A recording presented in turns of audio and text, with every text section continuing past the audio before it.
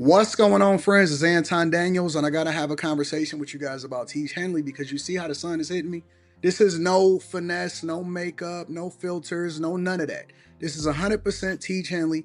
I use it in the morning as soon as I get up, right after I pray and brush my teeth, jump in the shower, and I'm hitting the streets because you never get a second chance to make a first impression.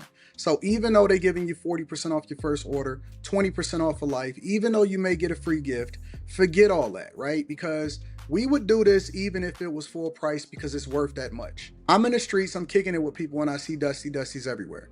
You don't want to be them. You want to separate yourself. And the way that you separate yourself is self-care. Ladies get it for the fellas. Fellas don't wait for the ladies to get it for you. I'm about to hit the streets right now, and I'm feeling confident. I'm feeling great. I mean, I already got confidence, but to have that extra boost of confidence, knowing that you've taken care of yourself and you set yourself apart from all of the rest of the sheep that's walking around making bad decisions on a daily basis. And it's reflected in their actions. It's reflected in the products that they use. It's reflected in the people that they follow. And so if you're trying to level up, if you're trying to make sure that you look good, they're going to send you the pack. They're going to give you all of the instructions on how you're supposed to use it. Then make sure you get your Teach Henley. Again, 40% off your first order, 20% off for life. Get your free gift. Make sure you tap in with your boy Anton Daniels because Unc is never going to lead you wrong. I would never have you use a product that I don't use myself. Again, they've been rocking with me for a long time. Make sure you get your Teach Henley. I love you. I appreciate you. I'm going to holler at you guys later.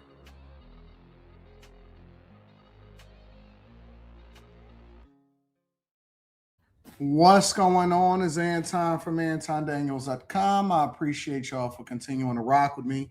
Thank you for tuning in for another edition of the Millionaire Morning Show. I am your host, Anton Daniels. What up? What up? What up? What up? What up? What's going on? Anton of AntonDaniels.com in the building. What up, friends? Yeah. What's happening? Anton, there is an echo. That's cool. I'm looking for my AirPods right now. I'm working on it. I'm working on it. You got to give me a second. Let me see what's happening out here in these streets, big dog.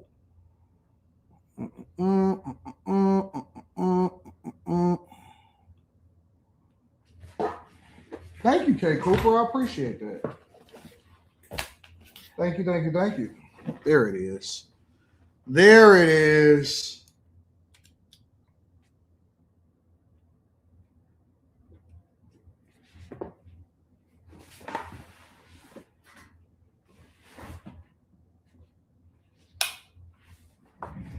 There it is. All right, let's see if we can get this right. All right. Audio sounds good, I think.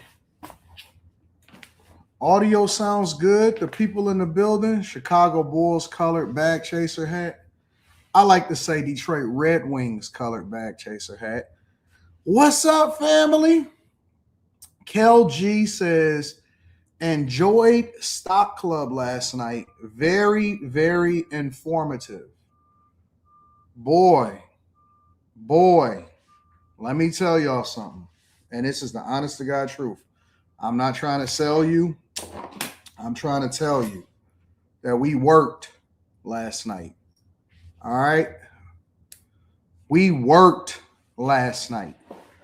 For those of you that are bag chasers, for those of you that are Patreon members, we worked last night. We did not take any shortcuts. And we had a conversation. And we absolutely went ham last night on Stock Club. Thank you. I appreciate you, Heather. We went ham on Stock Club last night. If y'all were not a part of Stock Club, if y'all were not a part of the Patreon, and if you did not catch Stock Club last night, I'll say this. You missed out. However, I will tell you that I did re-upload it. We recorded it. We re-uploaded it. It is now available for you guys to rewatch Stock Club. And then you can go and find out what happened. But I'm telling you, we be working. We worked last night. Straight up. Thank you, Keisha. Man. Yo, shout out to the bag chasers. Shout out to the Patreon members. Shout out to everybody that's getting that money. Um, so I have to become a Patreon member to get access to Stock Club. What else is going on for FA Patreon members?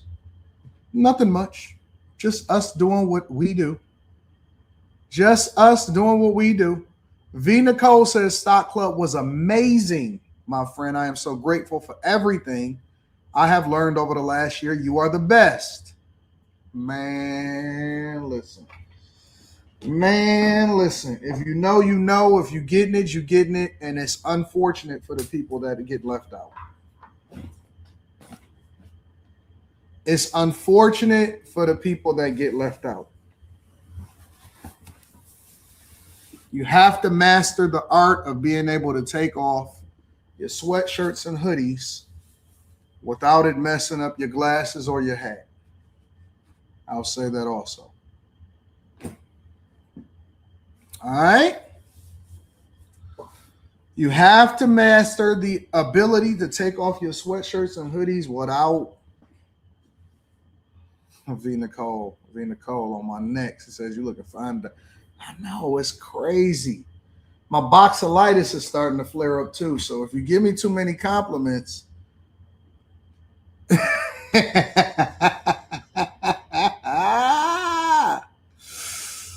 oh, if you give me V. Nicole, listen. If you give me too many compliments, then y'all know what it is. Y'all know what it is. If you give me too many compliments, you know what I'm saying? It's gonna turn into the Millionaire Derailment Show for real. I'm gonna just tell you right now. What up, V. Nicole? Have you sent me a DM yet? We're gonna have to figure that out. Let me go through my DMs and see what's happening. I got a lot of DMs, so I need y'all to resend them. That's your baby mama? Oh, I am looking for a baby. That's facts. I am looking for a new baby mama. So if you volunteer as tribute, then there's nothing I can do about that. All right. What else we got going on? Oh. All right. So before we get into the show, we got to do housekeeping. All right. So make sure y'all tap into the Patreon. Link is in the description. That's pinned to the top of the chat. For those of you that want to get into the Discord, the link to the Discord is in the description of any of the most recent videos inside of the Patreon. All right. Now, let me help y'all to understand something. The lowest tier does not get you in Stock Club. All right. It doesn't get you to the block club, the real estate, the stocks, content creation stuff. It don't get you to that. All right. The low tier gets you access to a lot of information, but you're not going to get to Stock Club like that. All right. Just letting y'all know. Read the tiers. You'll see for yourself.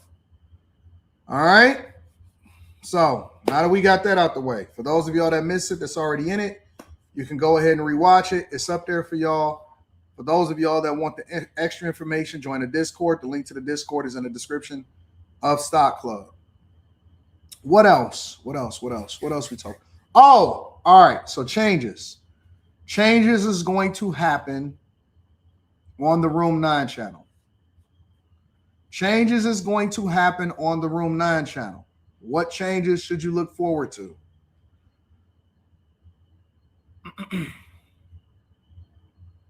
Before we read super chats, what changes should you guys look forward to? We are removing one show and we're adding two. So we subtracting one in order to add two. All right. So all I can tell you is this.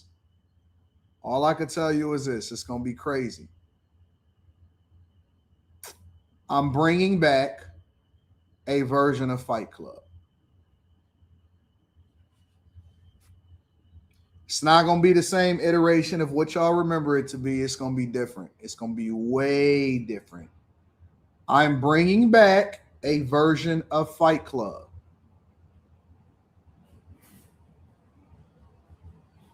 It's not going to be the same as it was before, though. So whatever you thinking in your mind,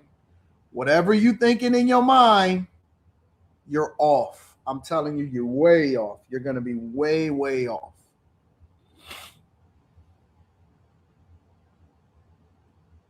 Maybe you may not be that far off. Some of you are starting to catch on already.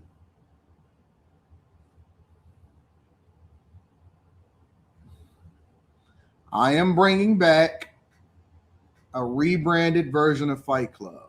All right? So we adding that, and we adding another show. Yellow Streams is gonna be nuts. It's not. It's not. It's not gonna be. It's not gonna be nuts. It's gonna be nuts, but it's not gonna be yellow. You know, Anton, I ain't messing out. AD, shout out to the dude 2K who I've seen on After Hours had some great things to say about you last night. Yeah, somebody sent me that, and let me say this. The one thing that 2K do, because me and 2K didn't have some straight up hardcore argument debates, all of that. The one thing that 2K do is 2K don't lie. This is a check. The one thing that 2K do is that 2K does not lie. So I appreciate him for giving his honest perspective. That's all you can ask for people. That's all you can ask for people. Somebody said, what is Fight Club?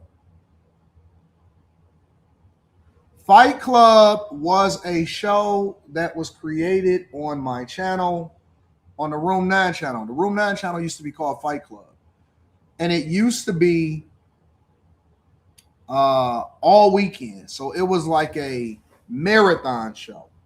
You know what I'm saying? It would happen overnight. Sometimes, you know, it would go for 12 hours. It would go on Friday night, Saturday night, and Sunday night. But it's not going to be that. It's not going to be nothing like that. All right? And it basically was a first come, first serve. Get up there, different subjects, talk your stuff, and have it out. And you had to substantiate your argument. And it was a first come, first serve. And it actually spawned a lot of other channels. It spawned a lot of other creators. People would come up there to get their reps up. They would come up there to promote their stuff. They would argue. And actually, a lot of the content creators that y'all may have seen, a lot of content creators that's actually made videos about me negatively, they came from Fight Club. They came from that channel. Right. So it was a lot of people. Sometimes it was a 20-hour live streams, and it was every single weekend. It didn't change. And we did it for a long time. And so a lot of the people that even talk negatively about me from now that have channels or started channels, a lot of them came from the Fight Club sector. So just keeping it 100 with y'all. See, look at this. 12 a.m. to 3 a.m. 3 a.m. was prime time. Lots of insanity. That's a fact. That's a fact. So, yeah, we're going to make some changes. We're going to revamp. We're changing, and we're doing some new things. But I'm going to keep y'all up to date. I'm going to keep y'all up to date on what's going on, and then we're going to go from there. All right? What else are we doing? Changes on Room 9. We got After Hours tonight, so that should be very, very entertaining. We got a lot of information that's going to be on Patreon. I got the hat drop that's coming up soon. So it's a lot of things that's going on. All right? A lot of things that's going on. All right? Y'all ready to get started with the show? It's a lot to go on. You know what I thought about doing today? I thought about doing a marathon stream today. I thought about doing maybe like a 6-hour stream. Because there's so many different subjects that I want to cover, but there's so many subjects that I can't cover because I only have a limited amount of time in order to cover. Facts, Slimmy. Facts, Slimmy. You know what the worst part about this whole situation is, Slimmy? I was having a conversation with my daughter this morning, and I was telling her, I said, damn, Les. She said, what's wrong, Dad? I said, it's so much I cannot say yet. It's so much that I can't drop yet. It's so much that I cannot have a conversation about with the people yet. She said, Dad, you got to be patient and let things play out the exact way that it's supposed to play out. Because people really think that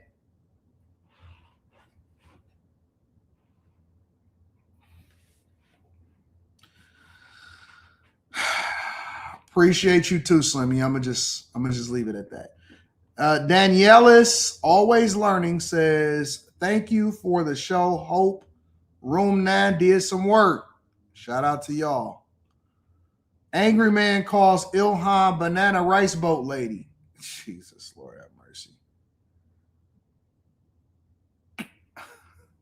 That was probably the best stock club yet, OG. Shout out to my dog Spaces in the building. What up, Spaces? Appreciate my girl V Nicole. I'm gonna be checking my DMs in a second, V Nicole. Give me a second. I'm working on it. Would you mind if I clip your videos, no hit pieces? What do you mean by clip my videos? I don't know what that means. If you're just clipping the videos and putting them out there, I do mind. If you're doing a reaction video like everybody else, then you can do as many reactions as you want. Anton, who will you make famous next? Oh, man.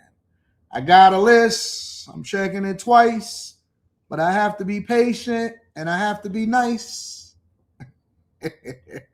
Vina, oh, man.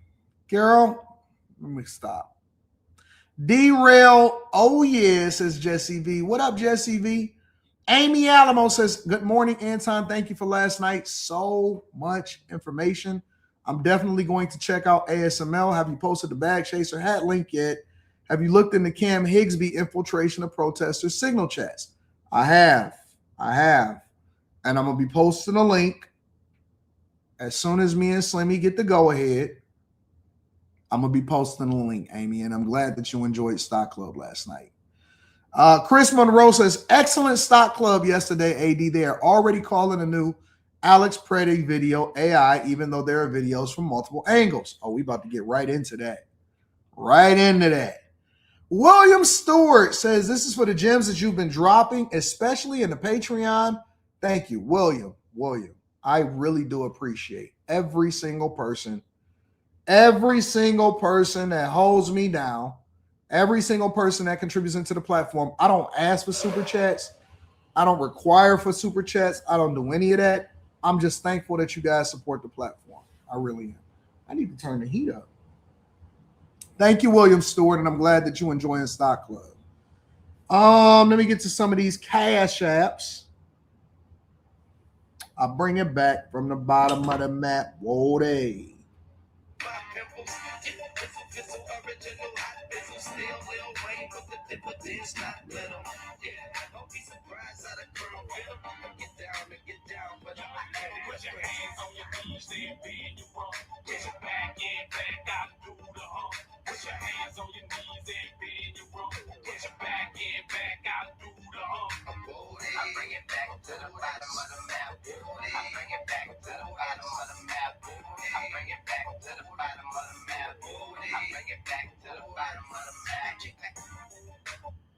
Let's wrap up live.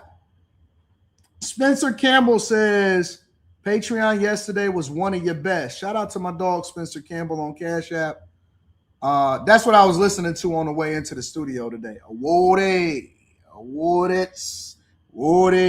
Mike, that dude. What up, though? I appreciate you, Mike, that dude. Courtney Yeager says, shout out to you, AD. Did you get my email? I did get your email.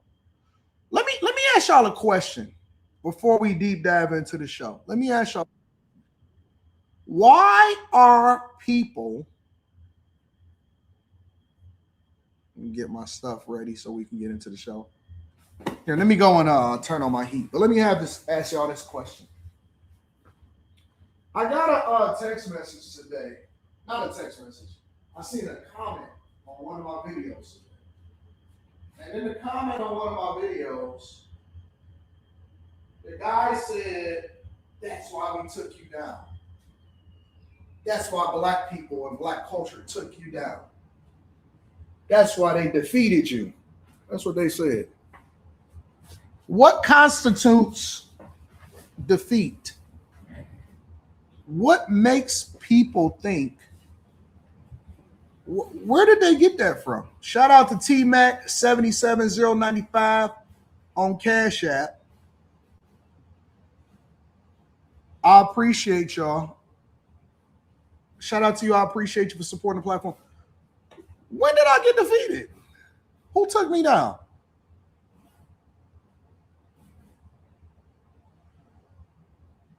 When did that happen? I know, I'm genuinely. I'm trying to understand exactly what defeat looks like in a culture.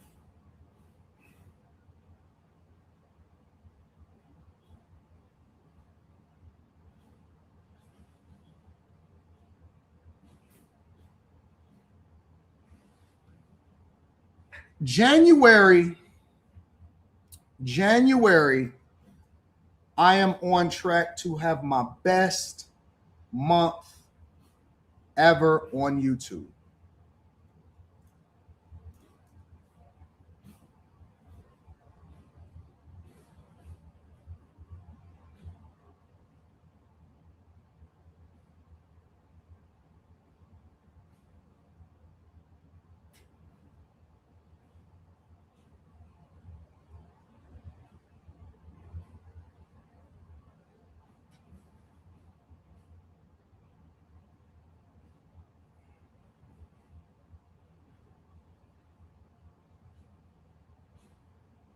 I missed it too. I'm trying to understand what the hell we talking about over here.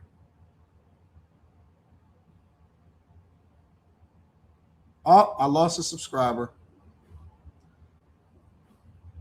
What are we talking about here?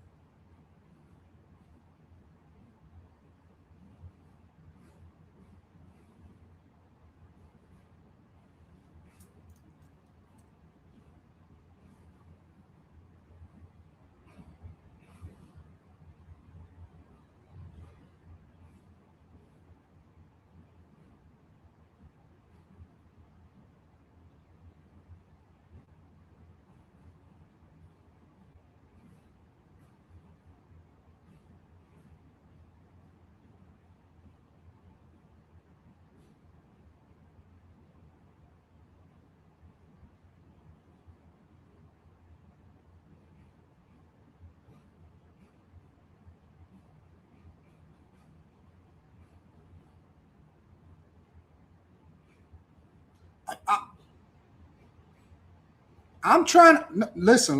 The only reason I haven't said anything is because I'm trying to understand, what does that mean? What does that mean?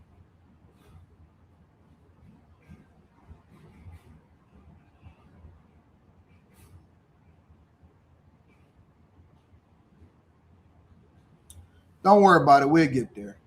We'll get there. We're going to get there. I promise you we're going to get there. I promise you we're going to get there. We're going to get there. Oh, snaps. It just already went up. Went up again. We'll get there. We'll definitely get there. Let me see something. Real quick. I want to make sure that we all on the same page.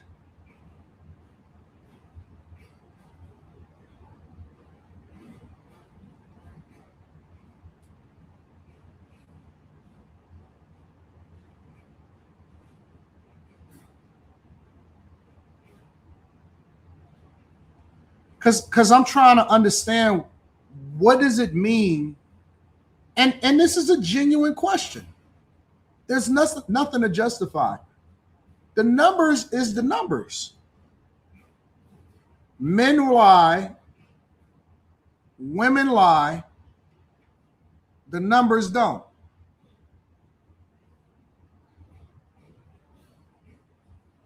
Don't worry about it. We'll get there. We'll get there, because it's a lot that I can't say yet, but we definitely gonna get there. All right. No worries. No worries. Somebody said, do you think facts will stop them? I don't want nobody to stop nothing. I want everybody to continue to do what they're doing. Pure jealousy, Mrs. Daniels. People whack. You and Nicki Minaj should do an interview. That will be a dope show, said Limitless Minds. Anton, why boomers hate us Gen X and millennials? Jesse V. Royalty says, so good to be in a chat that's not like duh, bots, duh, money, duh, gossip. Thank you for creating this space. Appreciate you. All right, well, I guess we'll go ahead and get there. So I have roughly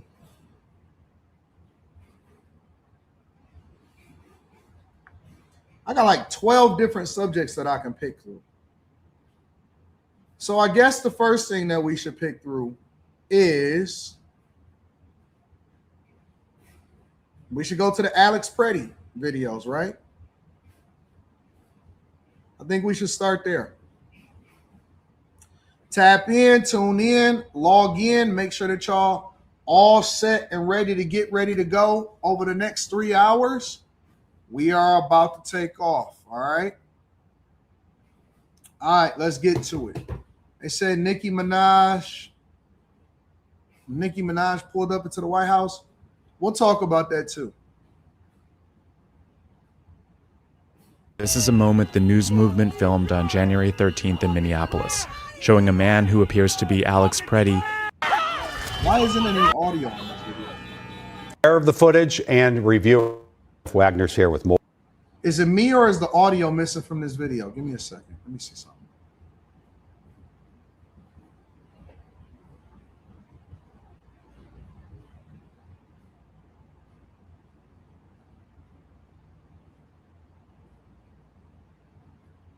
Y'all can hear it?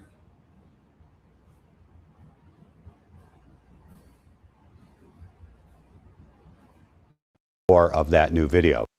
Jeff. Frank, the news movement worked. I hear it on my end.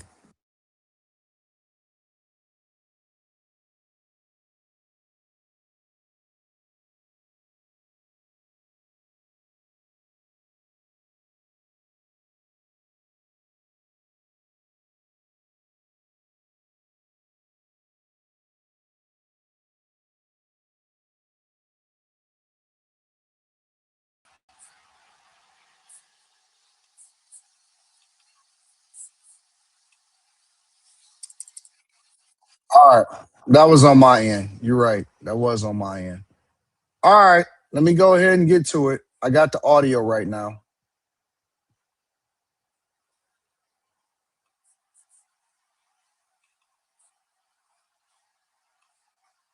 This is a moment the news movement filmed on January 13th in Minneapolis, showing a man who appears to be Alex Pretti interacting with federal immigration agents 11 days before Border Patrol shot and...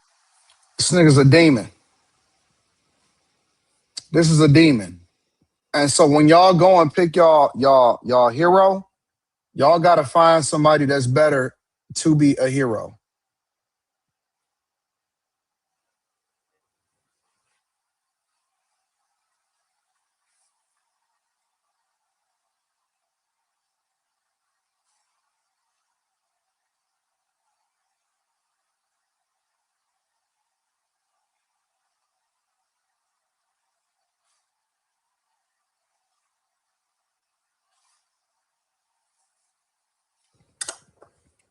Look, I want y'all to look at the details real quick.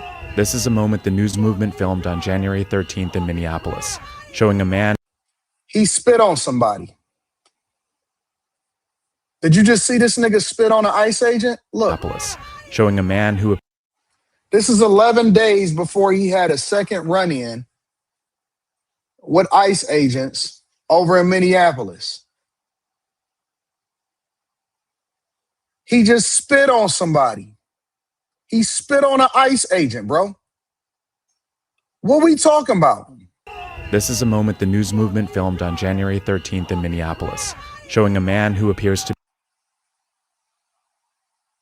Why y'all keep acting like these people are just sitting over on the side of the road with signs up?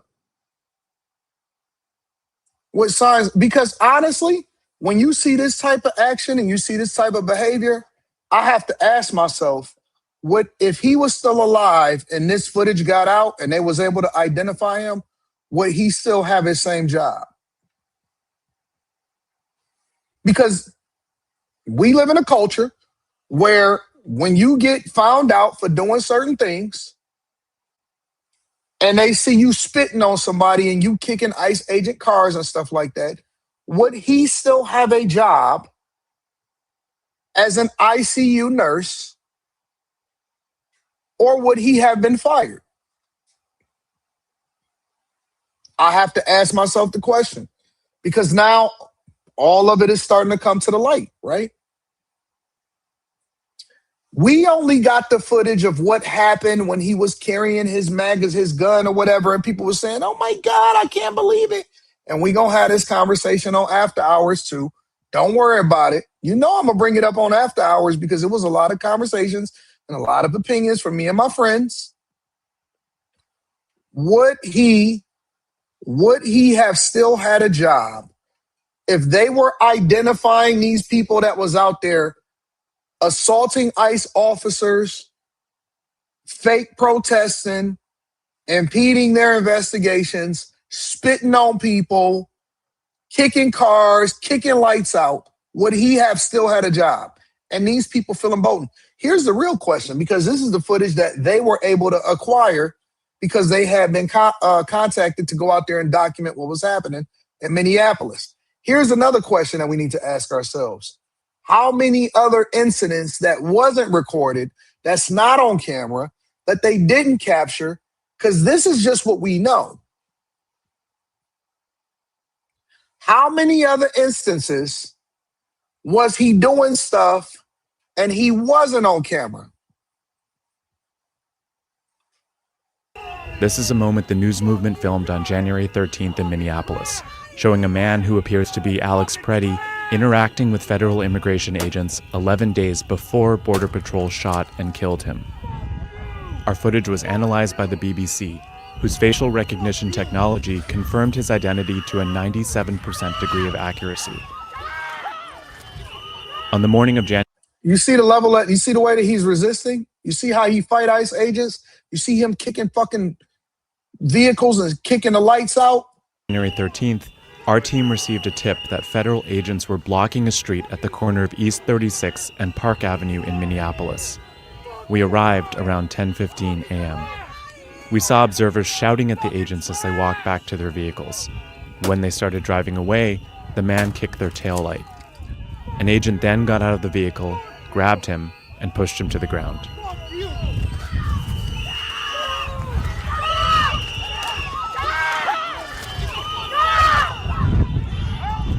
During the altercation, agents fired tear gas and pepper balls into the crowd. They continued to hold the man down before they retreat, and he walks away.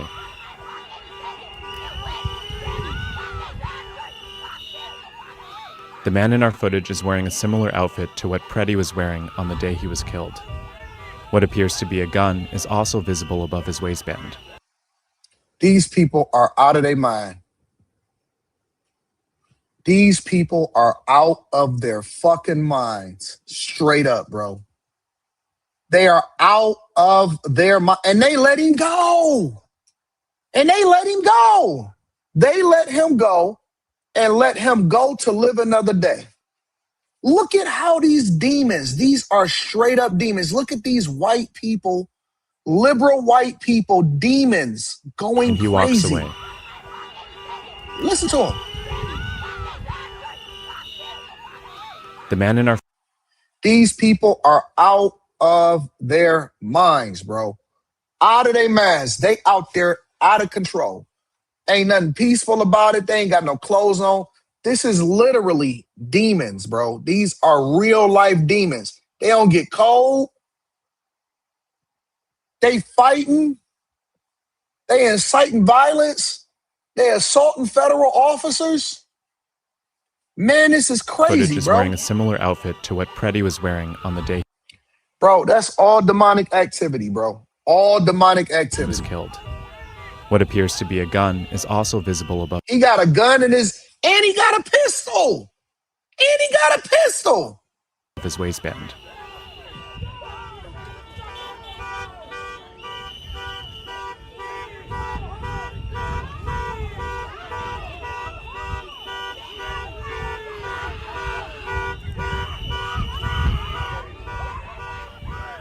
Here, he continues to stand at the scene.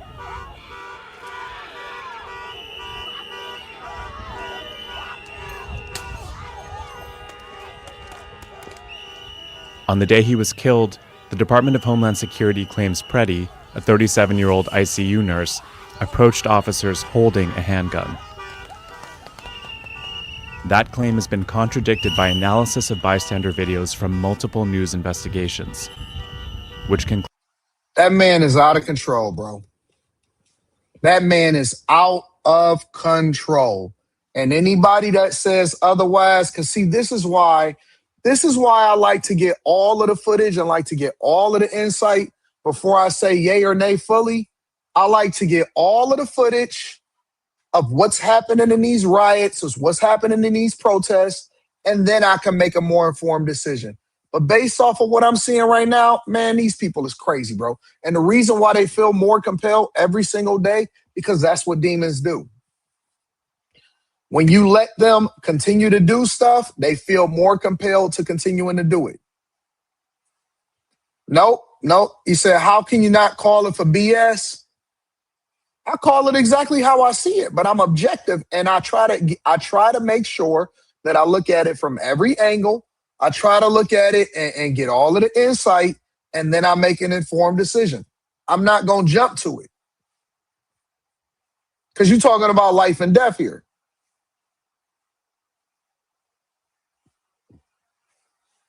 You talking about, oh, Slimmy, we going to have this conversation tonight.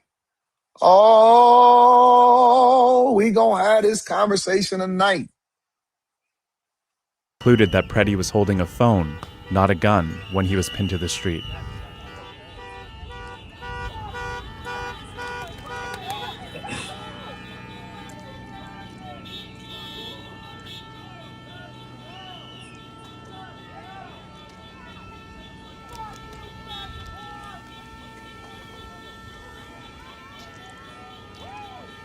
And they walked away.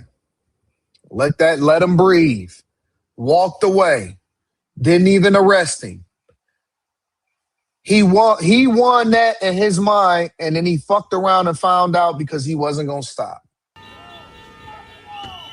Shortly after the altercation we filmed here on January 13th, federal agents drove away. Soon after that, you are seeing video of a man who's believed to be Alex Pretti kicking a federal agent's SUV 11 days before he was killed. Thanks for joining us.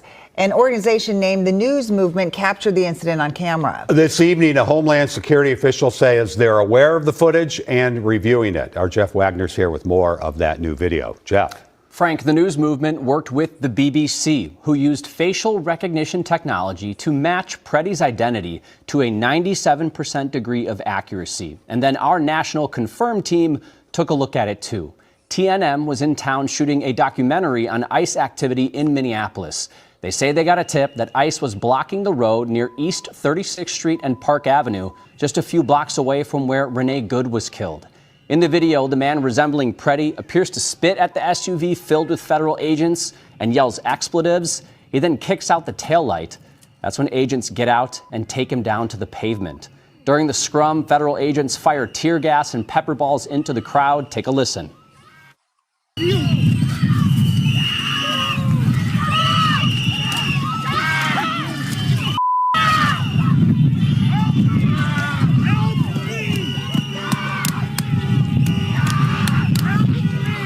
These people are out of control, bro.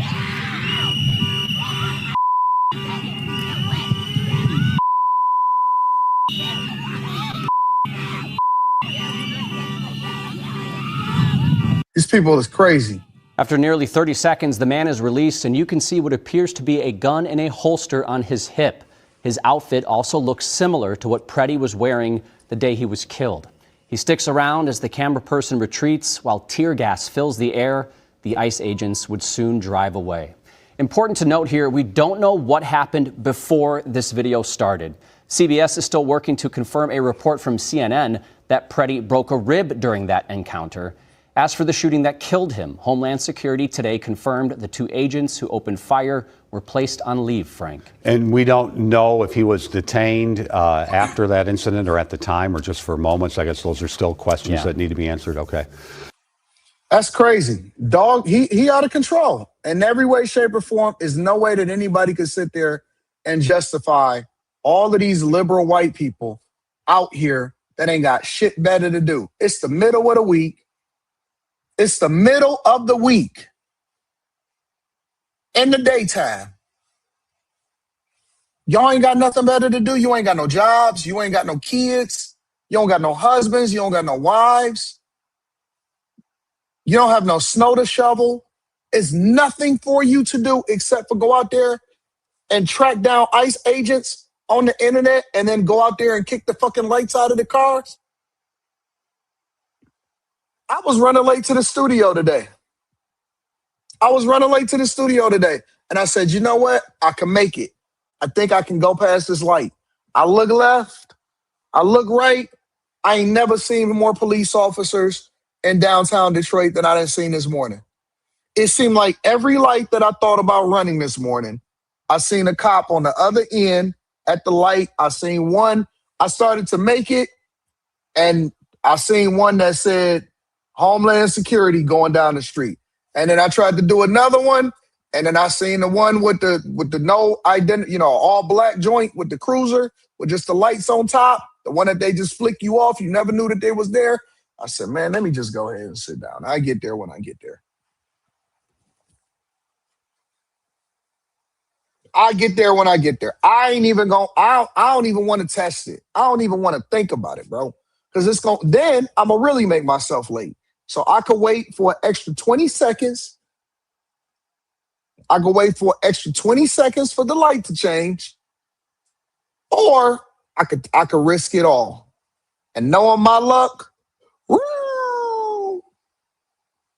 And it ain't even about getting a ticket. It's about the fact that I'm going to make myself even later by thinking that I could save myself 20 seconds. And then I made sense in my mind. I said, you know what?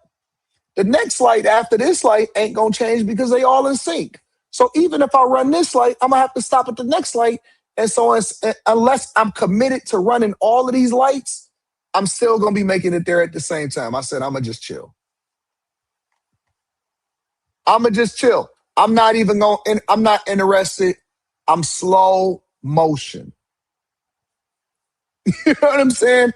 These people is out there kicking out lights, fighting, whistles, and they out there day and night. Day and night. In the daytime, they fighting ICE agents. In the nighttime, they out there beating drums in front of the hotel rooms. In the daytime, they fighting. In the nighttime, they beating the drums. It ain't even a summertime. It's the wintertime. It's the wintertime.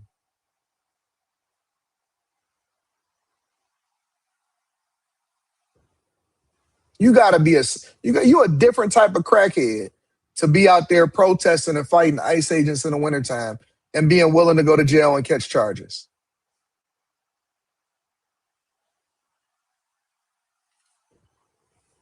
Can't do it. Can't do it. Make sure y'all hit a like for the algorithm, subscribe to the channel, and turn on your notifications. Y'all gonna have to bring another level of justification. Leslie Turner says, forward and up, AD. That's the best way to get to the back. Make sure y'all tap into the Patreon. We did a crazy, phenomenal, what I would think is probably the best stock club yet last night. The best stock club yet was last night. It was insane. So if you're not a part of the Patreon, link is in the description as well as pinned to the top of the chat. Julia, what up, Julia? I appreciate you for supporting the platform. 781 says, salute to you, OG. Keep going up on these haters.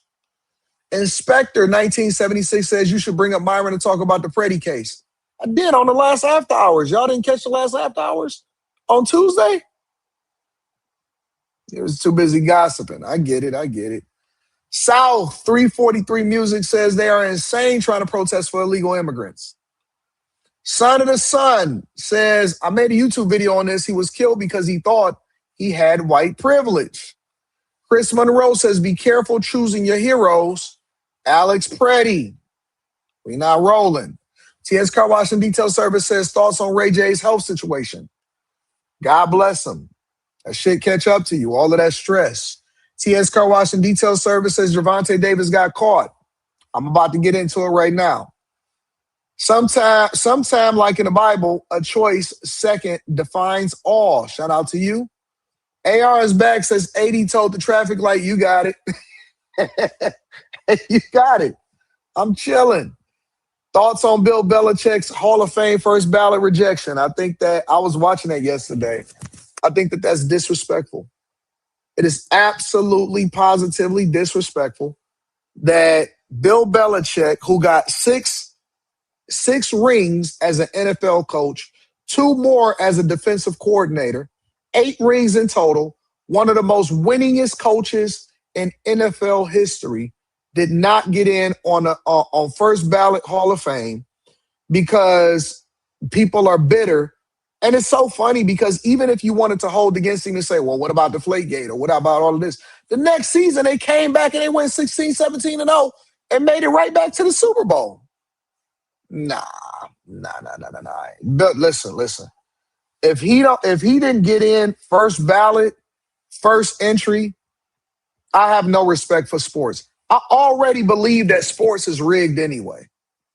Already believe with all of the new proliferation of gambling and gambling companies and all of this stuff, I believe that sports is rigged to the hilt. Absolutely. It'd be so many questionable plays that be happening. I was looking at Luka the other day. So what is Luka doing? What is Luka doing? I said, you know what? I'm going to just enjoy it for what it is. I'm not going to think too much into it. This shit ain't nothing but WWE. It's like wrestling, bro. It's all wrestling. I ain't getting into that nonsense. What up to Lex says, you know where I'm at, AD. God bless you always. Of course I know where you at. You know I know where you at. All I got to do is pull it up here. So where's Lex? Let me find out where Lex is. Lex is always where she's supposed to be. I tell you that. Always where she's supposed to be. You know what I'm saying? Now make sure y'all hit a like for the algorithm, subscribe to the channel, and turn on your notifications. Let me see what's happening out here in these streets. Maybe we should talk about Tom Homan first because he did a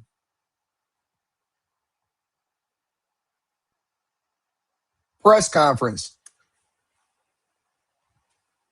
Somebody says, Anton, you need to rest, you run down. I feel great. I had great sleep. My sleep score went up last night. I went right to bed. Sleep score is up. Let's go into this Tom Homan situation because he did a press conference first before I get over to Gervonta Davis.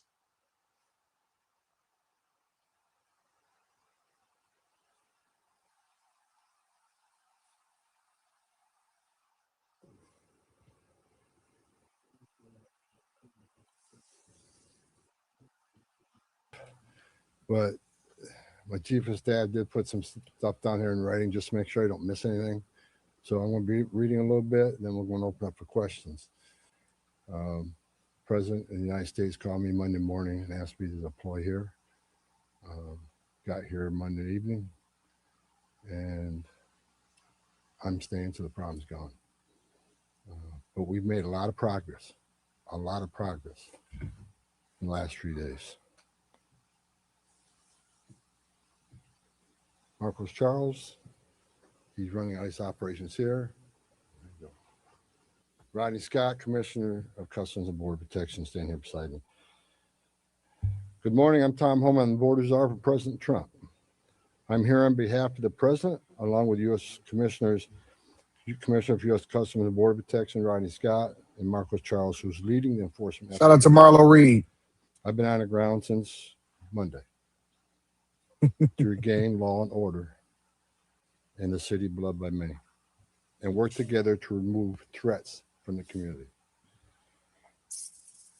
Tom did say he keeping his hair on the side. There's something about that. White men is different when it comes to their hair. More white men than ever before, older and younger, are taking a trip. I got a sponsorship opportunity the other day. They said, Anton, Rita was telling me about it this morning. Rita said, they trying to sponsor you. I said, who trying to sponsor me?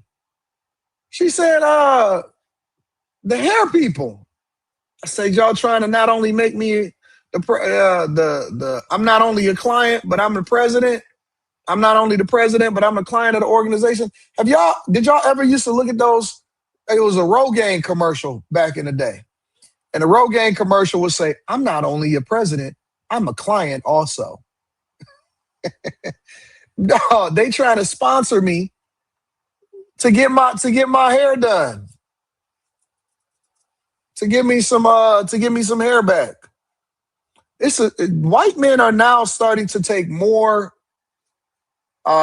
more of an effort to do that. They trying to have me go out and get my hair back. I said, I can't be doing that. You want me to get the waves?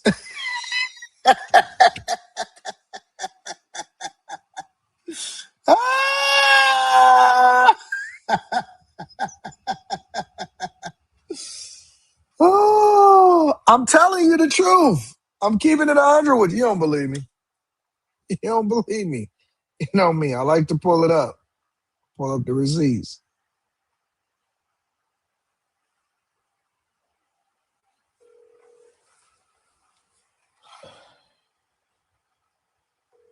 I might need to call from my other phone.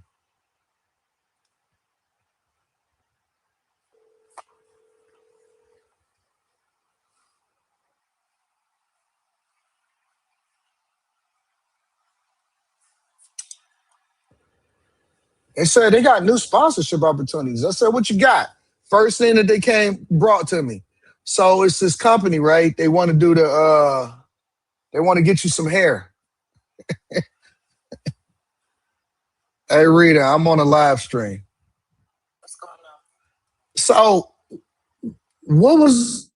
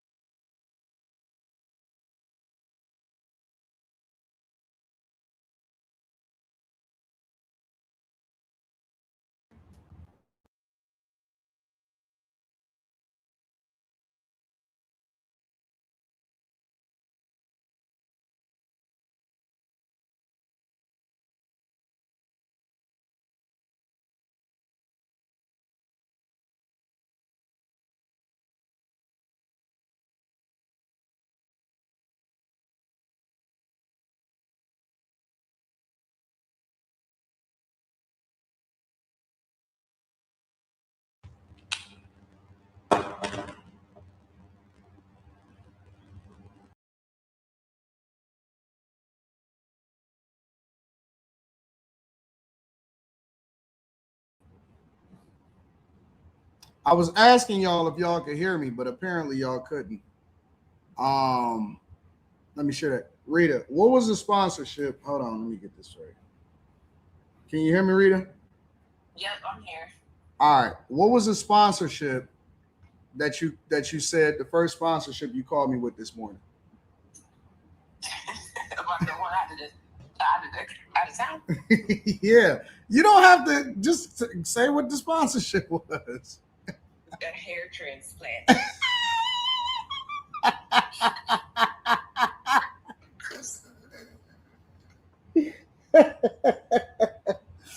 Ah.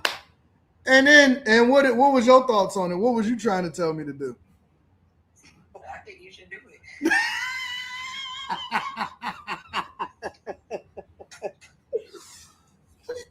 She was trying to convince me to go get a hair transplant. I said I can't be out here hair transplanting. Why? Why not? Huh? Why not? Because the people know me from having a baldy. Okay. You can switch up. What do you mean I can switch up?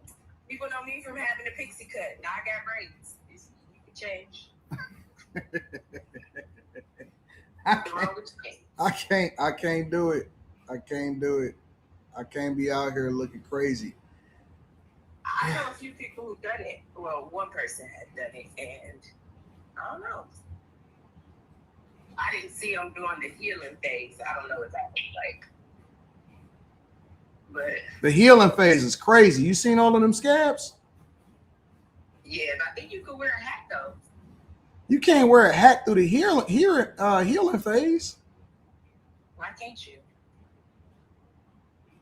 Oh my God. You should get the transplant and vlog it. Hell no. Yes. Hell no. Yes, yes. I can't do it. Tia Marie said, can you untransplant it? AD, get some blonde hair. I mean, I'm sure once it grows in, like then I'm sure if you decide you want to go bald again, you probably just cut it off. Oh my God. Get off my phone. Bye. Bye. I can't be out here looking crazy. I'm going to run this by the team tonight. We're going to talk about it on After Hours. I'm going to ask Carrie and Molly and all of them, and I'm going to say, hey, what y'all want to do? What y'all want to do? Y'all want me to...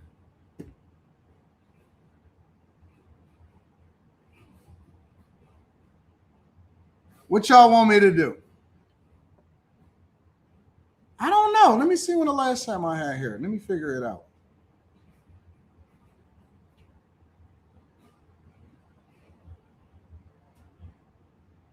Let me see. I got the video. I got the pictures. I got to go through them now. Pictures, Anton.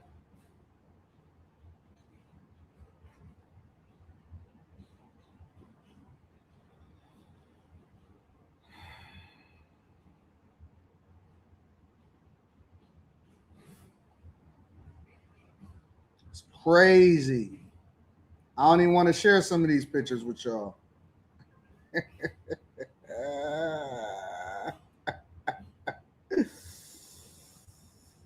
No, I went through a broke phase though. The broke phase was crazy.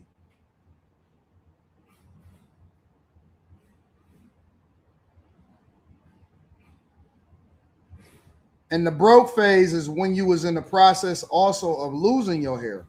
How come when you go broke, it seems like everything go wrong? I don't understand that part.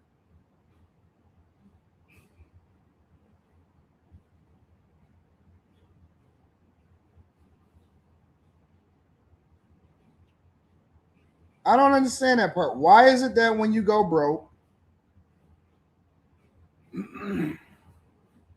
it seemed like everything go wrong?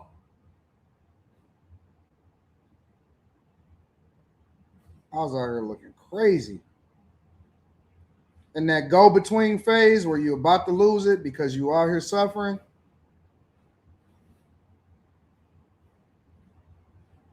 Hell no.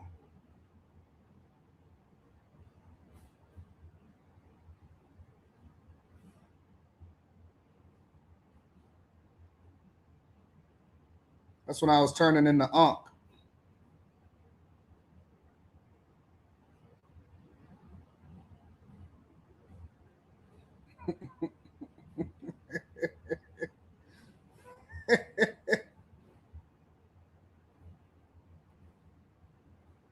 Yep. Last time I had hair was when I was working at the University of Michigan.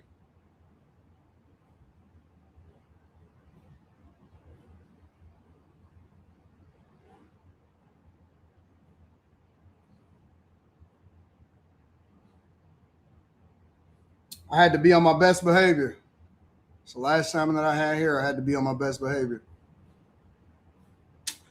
Oh no, I had hair. I had grew some of it back right before then.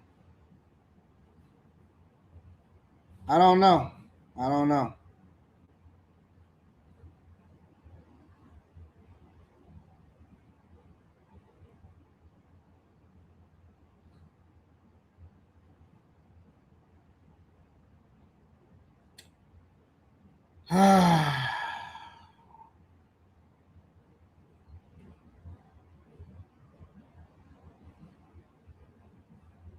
Very interesting times indeed.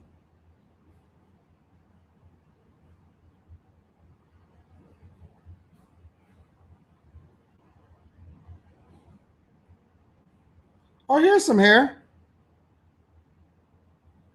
There's some hair for you. There you go. There you go. There's me with hair. All right. That's me with hair. There you go. Okay. Oh, man. There's some more hair for you. All right. There's more hair.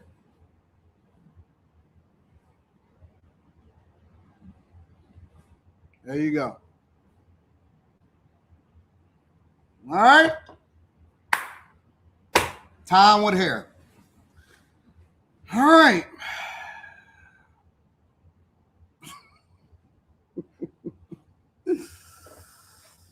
Oh my God.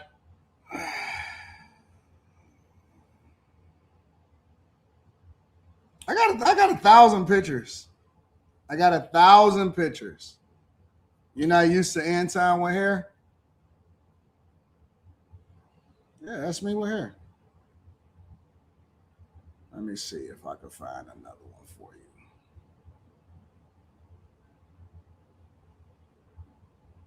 I got to get back to the show. There you go. Time with hair. That was me in the office. All right.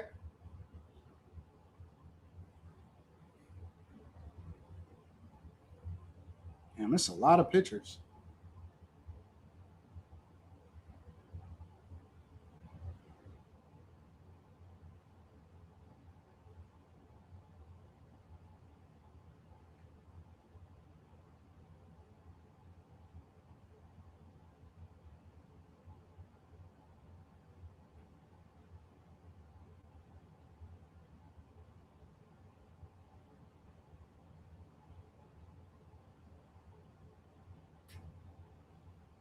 Yes, bald was a choice. Well, I was going through it. I was going broke.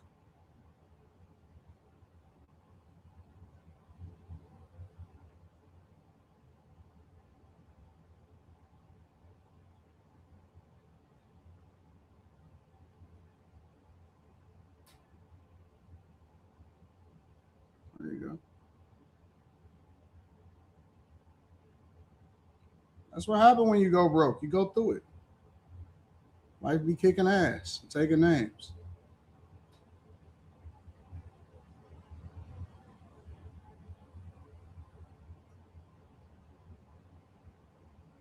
I need to get back to the show. I don't have time to sit here and play games with y'all.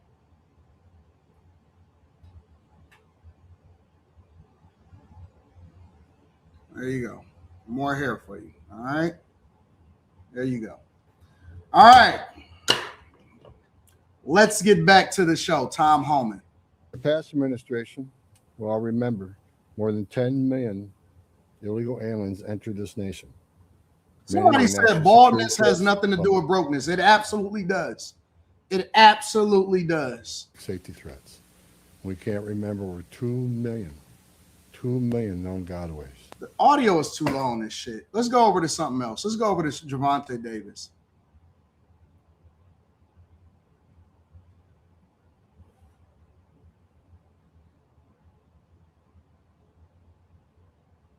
Let's go to Gervonta Davis. I don't want to. The audio too low. You know what I'm saying? When the audio ain't right.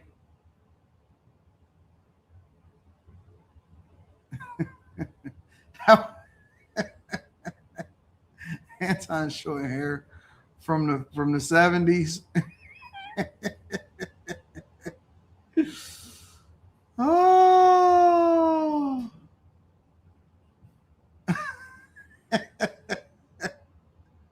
In Miami Gardens, police say they've arrested Gervonta Davis. The pro boxer was wanted for a domestic violence incident that happened back in October. Detectives say a woman, allegedly in a relationship with Davis since 2022, claims he pulled her hair, grabbed her throat, and forced her down a stairway before she escaped.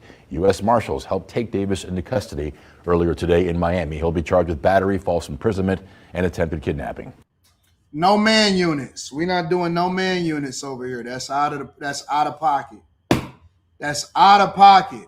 But Gervonta Davis has now been arrested in Miami by Miami Gardens Fugitive Division.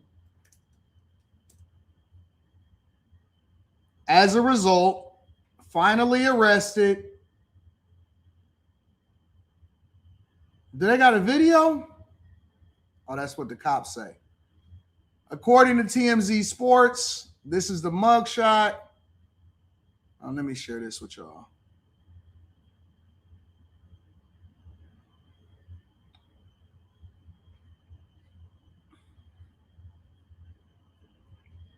They say that he was attacking a woman at a gentleman's club in October, captured on video, with footage showing the boxing star grabbing her by her hair and neck and forcing her down a set of stairs during the incident. This is his mugshot right here.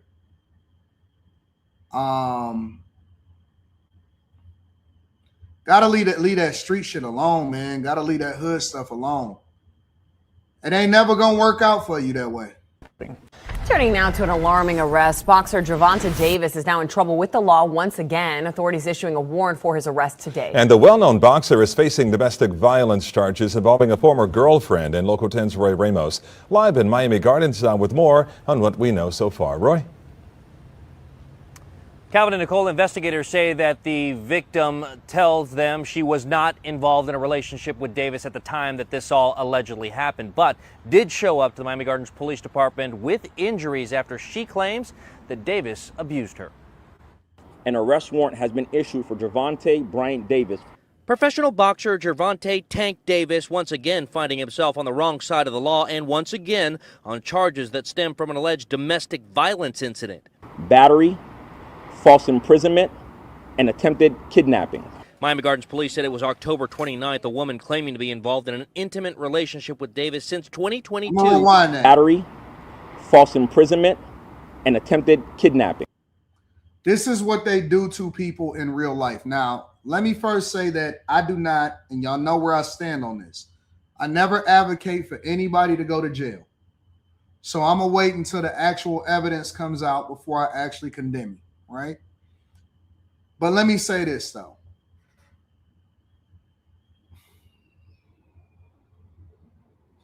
I don't advocate for putting hands on women. I don't. But I also don't advocate for people putting their hands on nobody. Now, if you're shooting a fair one, then you're shooting a fair one.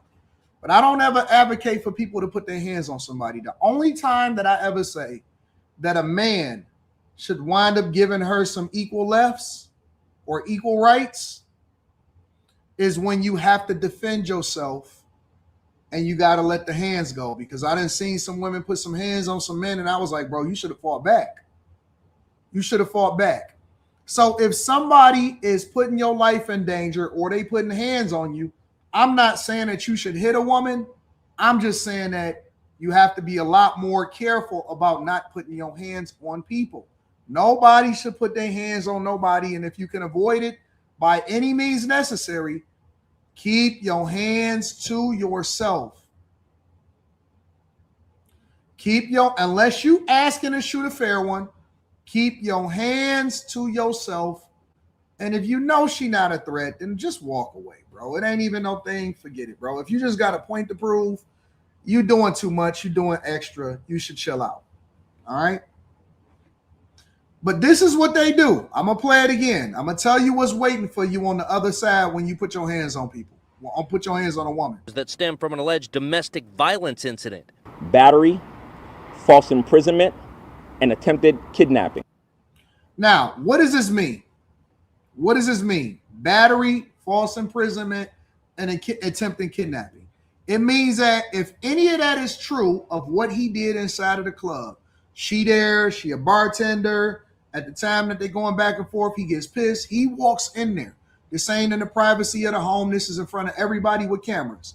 They saying allegedly that he walks in there, grab her up, grab her by her hair, drag her out, all of that type of stuff. So now they trumping up the charges, right? Anybody that has ever been arrested or anybody that has ever been facing some serious charges know what it means for them to trump up the charges. It could have been domestic. It could have been, hey, he put his hands on her or whatever, so on and so forth. Cool. But now they can say that it's kidnapping and all of the rest of this stuff. And now they're going to say, listen, fam, you facing 21 years. You facing 21 years because you got mad at a chick. You ran up in her job, grabbed her by her hair, and you choked her up. So now you facing 21 years. Now, this is the difference between a person with resources and a person without resources. A person without resources, the reason why they throw all of those charges on you is because they're looking for a conviction. And so they're looking for you to plead. They're looking for you to plead. And then once you plead, you also going to be facing a civil suit. So now you got to plead. That means you can either do a year, 2 years, 3 years, or whatever it is, and you can get out with good behavior at an earlier date, or you're going to have to take whatever L that they offer you, or the other alternative is that you can fight it and say, no. I don't think that I'm guilty of that. But then you're leaving your fate up to the judge and you're leaving your fate up to a jury. And if they got you on camera, it's 10 times worse. If they have you on camera, then it's 10 times worse. But they're going to throw all of the charges at you, and then you're going to have to fight your way out of it unless you take a plea agreement or you just have an incredible lawyer. An incredible lawyer. So now he's facing battery, attempted kidnapping, and all of this other stuff because he should have kept his hands to himself. We're going to talk about it on After Hours tonight. Miami Gardens police said it was October 29th. A woman claiming to be involved in an intimate relationship with Davis since 2022 arrived at the police department with her lawyer alleging Davis physically abused her. The victim reported sustaining minor injuries, including visible bruising to her left arm at the time the report was made, and she sought medical attention. Investigators said just days prior, surveillance video shows Davis arrived to a gentleman's club where the victim was working. The victim reported that Mr. Davis grabbed her by her back of her head, pulling her by her hair with one hand and by her throat with the other. The victim only able to get away after he released her. Turns out this is not Davis's first run-in with the law involving domestic violence. In 2020, he was seen grabbing his then-girlfriend by the throat at a celebrity basketball game. In 2020, hell no. This dude is dumb as hell. All right, so now we getting there. Domestic violence. In 2020, he was seen grabbing his then-girlfriend by the throat at a celebrity basketball game. You can't do that shit, bro. You can't do that. You cannot do that. You can't grab up chicks by the throat at a celebrity basketball game and have that already on your sheet. You can't do that shit. You cannot do that. All right, so now they got him. because he already got multiple different instances where not only is it on camera, but he's also been charged with this before. So this nigga just got a problem. So he just got a problem.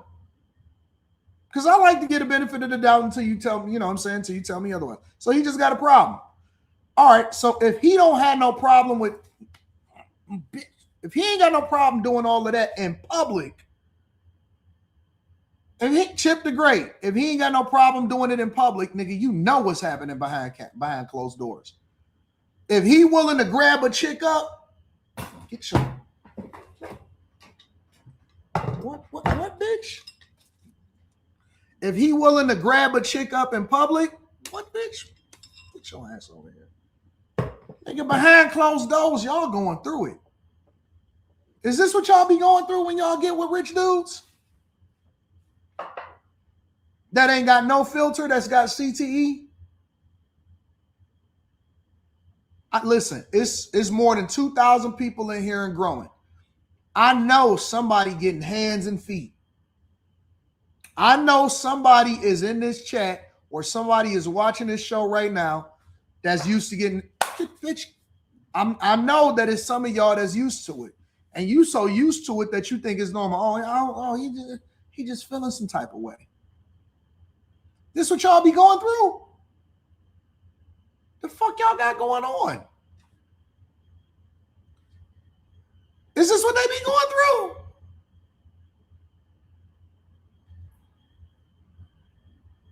So y'all just be in there getting hemmed up. Somebody is watching this and they trying to turn the volume down right now. And they man is telling them he doing like this. And what you watching?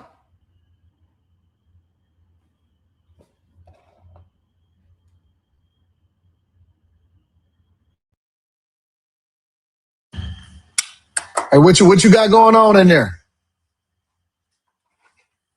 Turn the volume up so I can talk to this nigga for you real quick.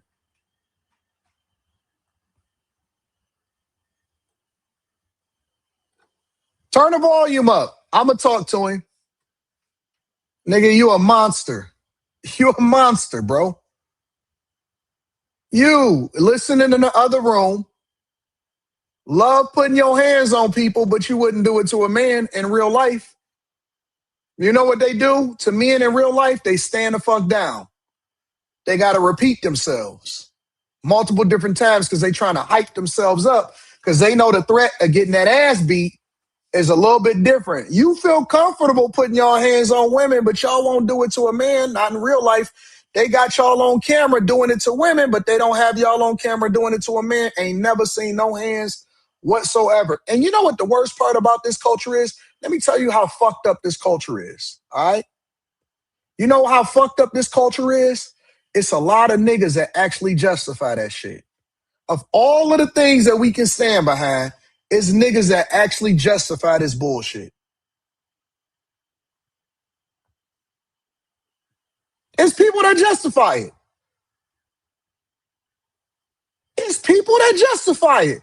Listen, let me tell you something. At the end of the day, people can say what they want, but ain't nobody trying to shoot a fair one. Ain't nobody trying to shoot a fair one. Niggas actually justify this. It's dudes that, you know why? Because it's a lot of niggas that put their hands on women. It's a lot of niggas that put their hands on women. I'm just keeping it 100. It's people that don't. This is not a big deal. Oh man, that's just a little something. That ain't nothing. Niggas don't mind putting their hands on women. Hey, bitch. They are never, ever, ever. Guess what? When a man stand up to him, I don't care if he a nerd. I don't care if he a sucker. I don't care if you what he would call a lame. They not doing nothing. They thinking twice. They not swinging on no man. They wouldn't swing on a gay man. I'm keeping it 100 with you. They wouldn't swing on the gay men. Niggas don't mind putting their hands on women, and it's cool. They comfortable with that shit. It ain't the first time that they done did it. This is the first time that they done got caught. It ain't the first time that they done did it. It's the first time they got caught.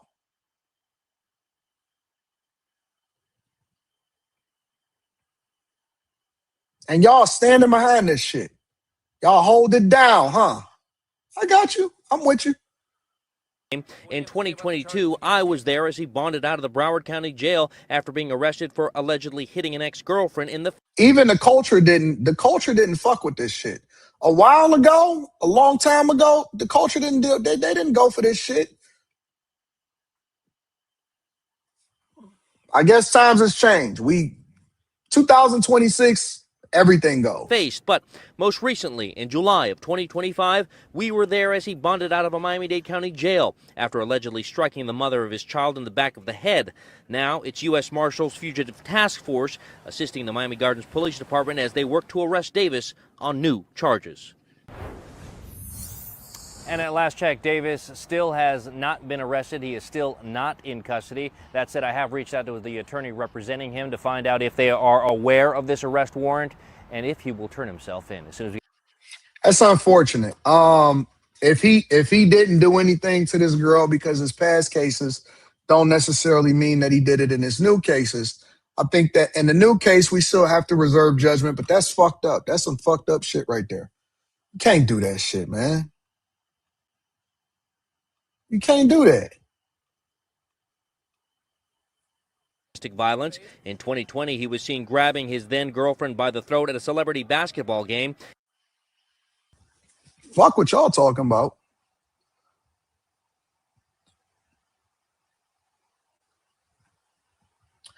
Daniela says the hypocrisy of Ilhan calling another politician to step down.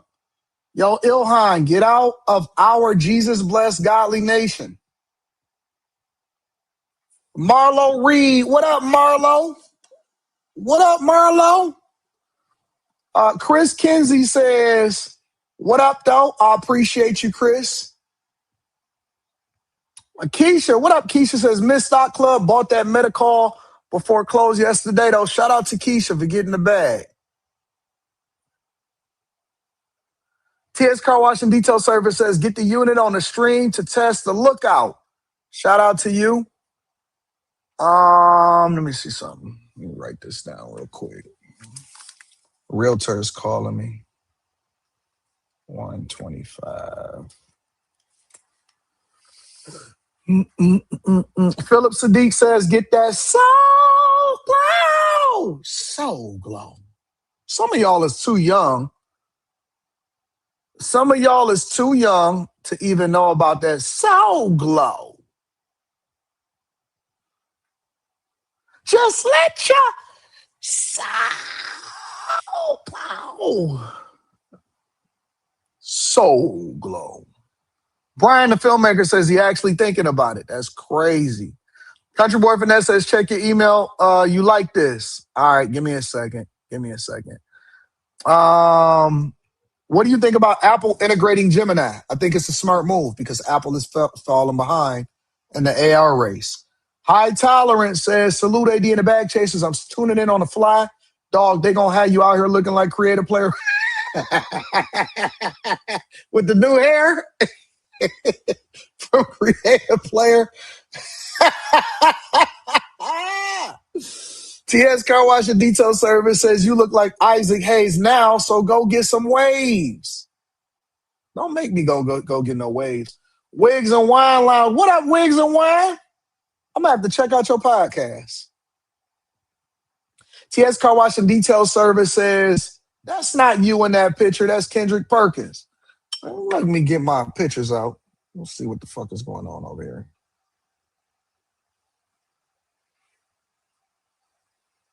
Boy, don't make me get my my pictures out here. I was out there doing gardening work. All kind of hair everywhere.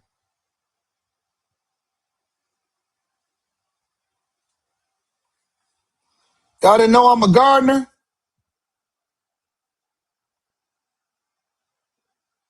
Y'all didn't know I know how to garden? Time Dog the gardener. Time Dog the Y'all didn't know I was a gardener? Yes, I am. Yes, Time Dog the gardener. Look at that. Time Dog the gardener out there. I'm the gardener. Y'all didn't know that? I like flowers. I'm a nice guy. I like flowers. I like to work in the garden. That's what I do. Liberal Daniels in the garden. Yes, I am. Liberal Daniels is in the garden, gardening, trying to figure it out. Yes, I was. Yes, I am.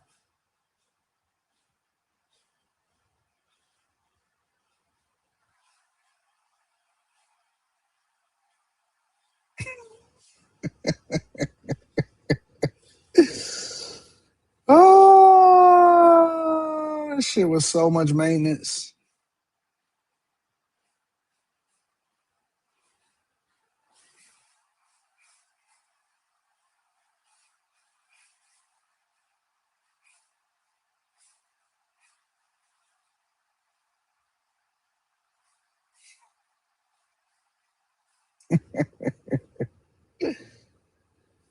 And then Time the Hooper. Y'all don't want to see Time the Hooper. With the cutoff sleeves. I got next, nigga. I got next, nigga.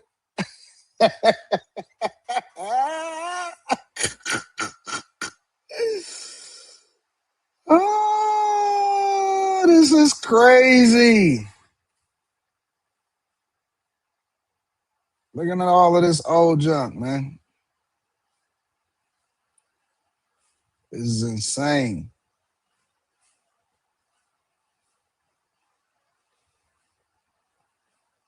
That's my ID from the University of Michigan. ITS Administrative Services.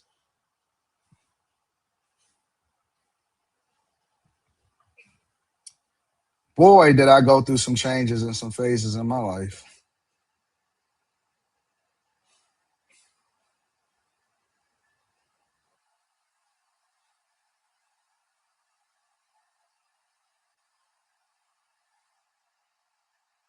Tom versus Big Sean.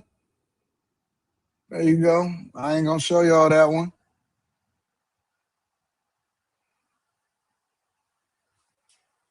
I don't want to show y'all that one. And it's the throwback right here. Shit. That's the throwback.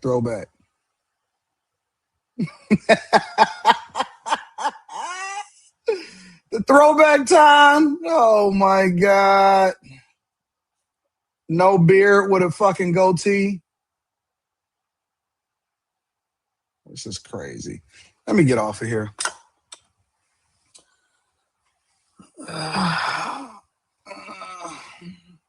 Don't ask me about hair. All right. Don't ask me about hair.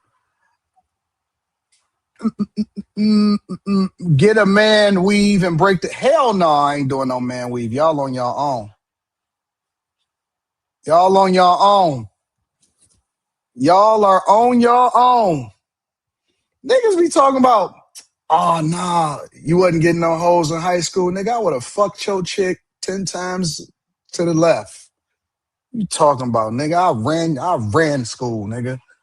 And ain't nobody from my high school ever came back and said I wasn't exactly who I said I was. TS Car Wash and Detail Services, AD showing pictures from the 70s.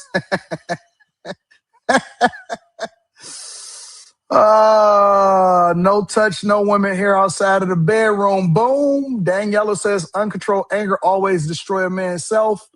TS Car Wash and Detail Service says this is why didn't do the Paul fight. Jake Paul was too big for him. Ask Myron about the transplant. His looks good. Yeah, Myron's is dope, says the more I like flies. Well, Jay Ben says 2K26 tour should be the We Outside Right Now tour. Manny Plays PC says putting hands on women like he in Chicago, Florida, about to bury him underneath the prison. I was at the barbershop one time and this dude smacked this lady up right up in the whole barbershop, put hands and feet on him. That's crazy. Been listening to the audio. Wait, you got the footage? Carrington. Daniela says they won't hit women in front of real men either. Multi-millionaire catching charges over a buzz down in a strip club, says Jay Hunter Lee. Yeah, crazy. I agree, that's crazy. His bond is $16,000. Oh, he gonna beat that. He'll probably just get community service or something like that. Rennie Smith says there are women who know you won't hit back. I've been there, but I still didn't hit back. See, that's when you just got to remove yourself. She got to go. You saw Shannon and Gates interview. I seen parts of it. Kevin Gates is a lot, bro. Kevin Gates is a lot. Maybe I'll throw a Kevin Gates. On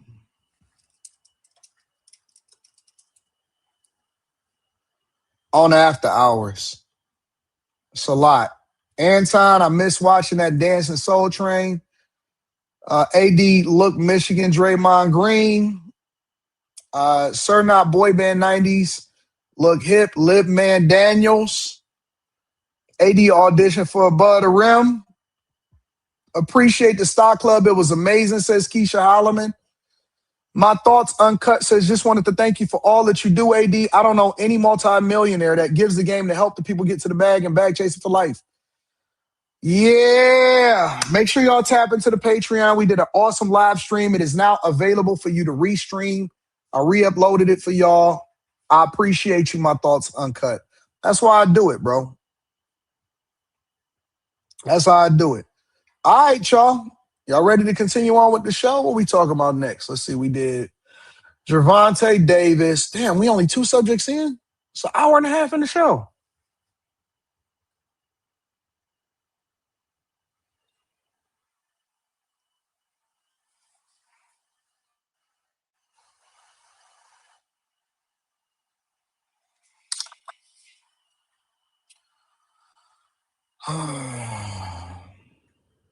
AD suit on looked like he was in the Wood movie. All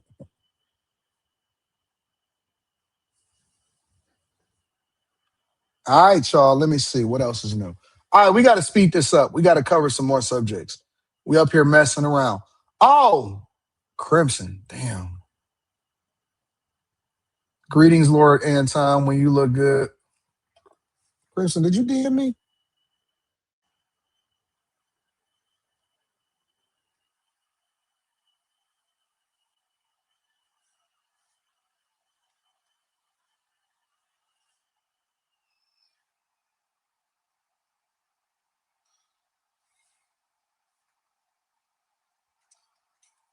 When the show is over, we're going to figure this shit out.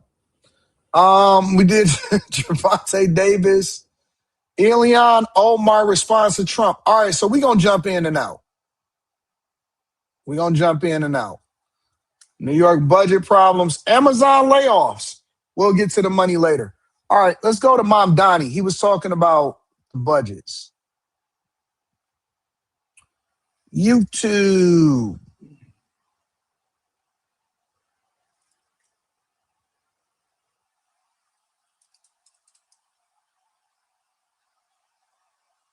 Mom Donnie. There we go.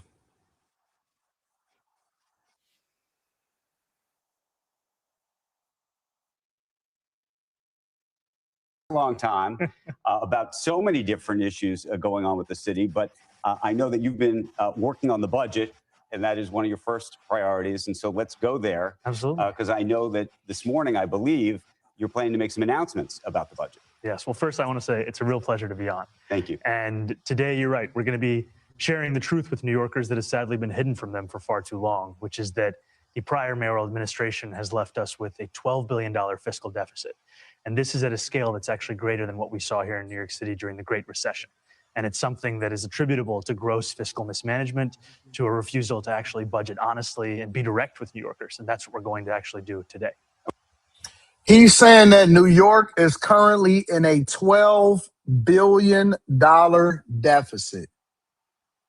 $12 billion deficit. That's insane. That's insane. I never rocked cross colors. I was a Karl Kani and Jabot jeans type of guy. $12 billion deficit in New York City. Let me ask y'all a question. Why can't cities learn how to manage their budget effectively? If you don't have it,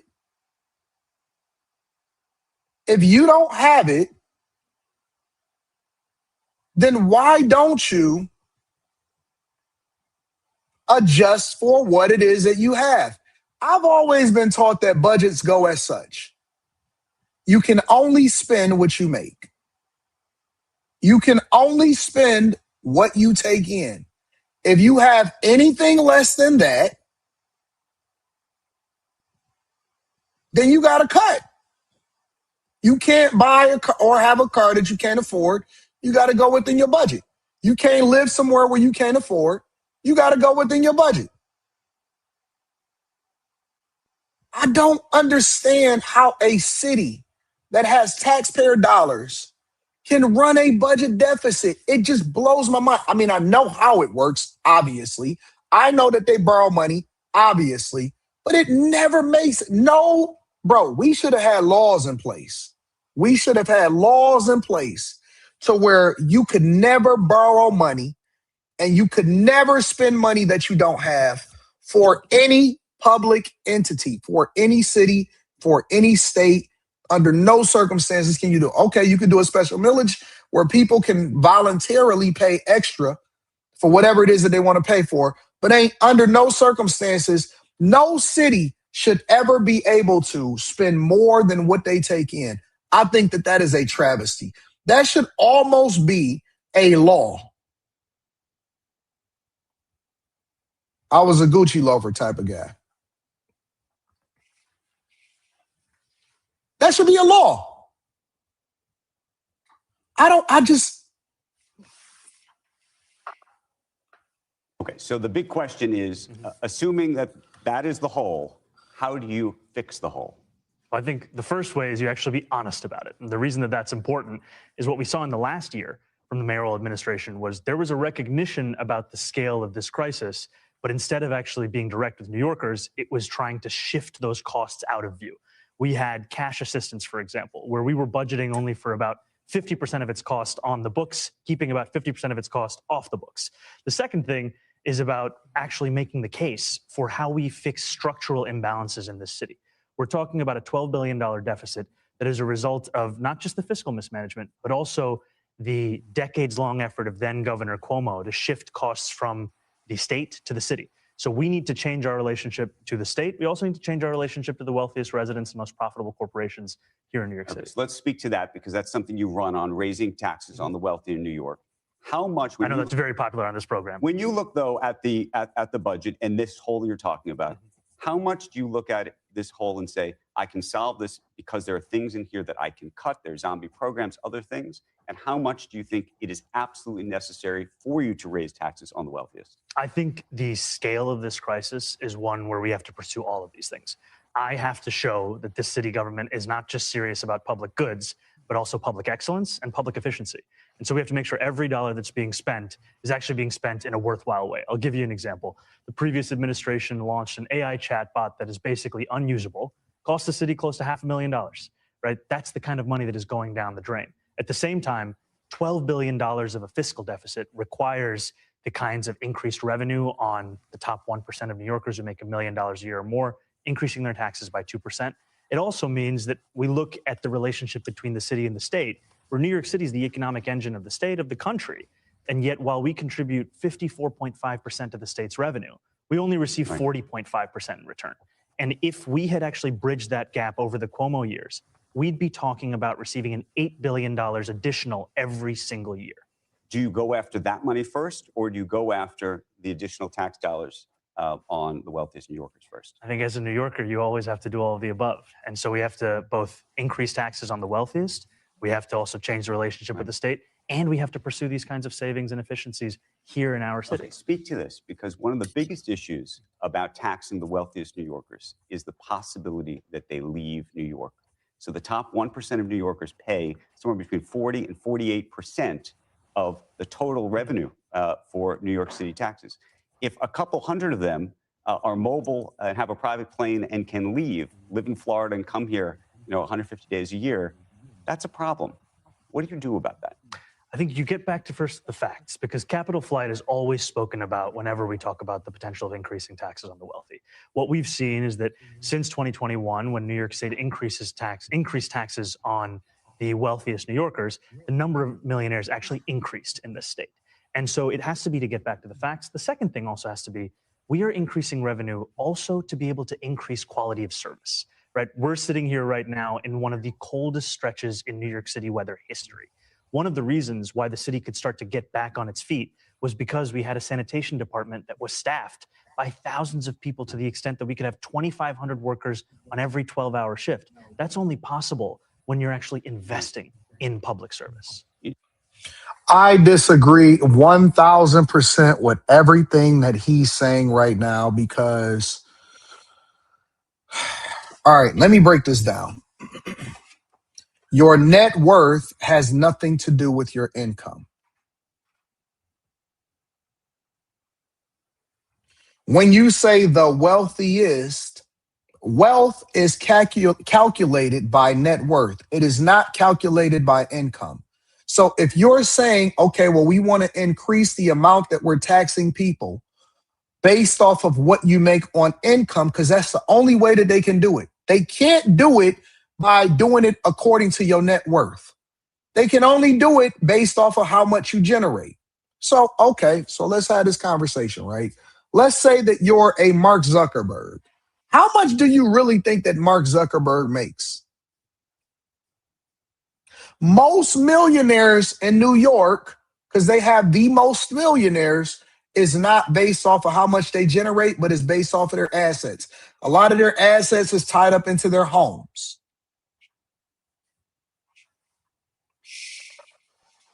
If my company generates $1 million a year, that does not mean that I make $1 million a year. What I pay in taxes is based off of the final amount that I pay is based off of minus all of my expenses from my businesses, minus what I contribute into my 401k, minus what I can deduct from a tax perspective. What you pay in taxes has nothing to do with what your net worth is. I know millionaires that don't even pay themselves $70,000 a year. So what usually happens is this. The net worth of people that generate a lot of revenue goes up. The middle class and the poor people are the ones that then wind up shouldering the burden. Places like New York never ever lowers taxes whenever they start to have a surplus. And then they budget according to whatever it is that they think that they're going to make and generate in the next year.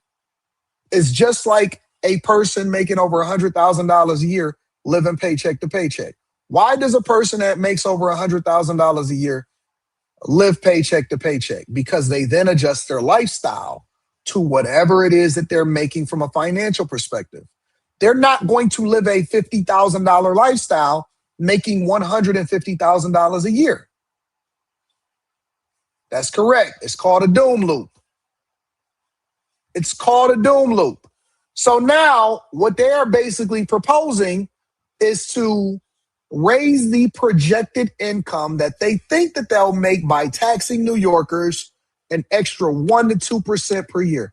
That's already disrespectful. And it's I don't care whether you're a millionaire, billionaire, thousandaire, whatever, to give half of your income to go from 50 to 52% Shit, to get to 50% is insane. To get to 50% is insane. Why do you think that when people get money, they all move down south to Florida? Why do you think that people, when they get money, they move to Florida? At least on paper, they do. Why do you think that they move to Texas? Why do you think that all of these people move to Nashville? Giving half of your money to an entity that's going to fumble it for no reason is crazy to me. That is insane. There should be a flat tax that basically covers public safety, infrastructure, and basic services. And that flat tax should be no more than 10% across the board for everybody. Nobody should pay more than 10% of what their income is across the board. No incentives, no takebacks, no none of that stuff. Hey, pay 10% and be done with it. And you learn to manage and get by on that. You learn to manage and get by on that. Everybody should pay 10% and that's it. It should never be anything more than 10%. Hey, man, you got to contribute more because you make more. Man, get the fuck. Talk about more millionaires in New York City, and that's true. But at the very tip of the spear, I'm talking maybe even the billionaires, their ability to be mobile seems higher. And so the question is, you look at a state like New Jersey. David Tepper was a hedge fund manager in New Jersey who left the state. All of a sudden, they lost something like $140 million. What does that mean? I'm going to come back to that. $1 million in revenue annually. And so the question is, if you lose a couple of those people, is that in your My water's mind, over there, is that a sister. cost Thank you, of doing baby. Business, or is that a problem? And what do you do about that? Well, I think I have to prove that this increased revenue leads to an increased quality of life. And frankly, we also have to get through the kind of fear-mongering that typically takes place in this. The other day, I was speaking to a New Yorker who self-identified themselves as someone who would be taxed by our proposals. They said, I've heard that you're going to tax millionaires. Is that true? I said, yeah, that's what we want to do. We want to increase personal income taxes by 2%. They said, I'm going to leave, like you're saying. I said, I don't think you will. They said, why? I said, because... Man, get this off my screen, bro. Get this off my screen. Ain't nobody going to sit there and tell me that they're going to tax me more and that's going to be the end of that conversation. Get this off my screen. I don't believe in that. I don't believe in that at all. Hell no, I don't believe in that. Nope. I don't believe in that. I think that it should be a flat tax. That should be the end of it. Cam Conversation says, man, is Belle Isle still popping in the summer? Belle Isle has become a family destination now here in Detroit. Back in the day, Belle Isle used to be out of control. Back when I was coming up in the 90s,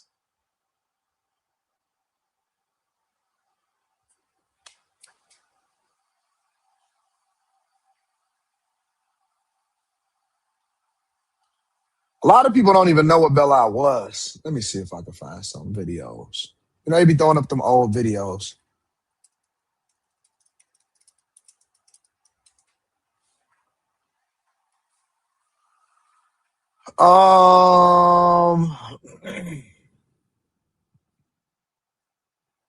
They ain't got no old 90s Belle Isle videos. Oh, yeah, it is. Here it is.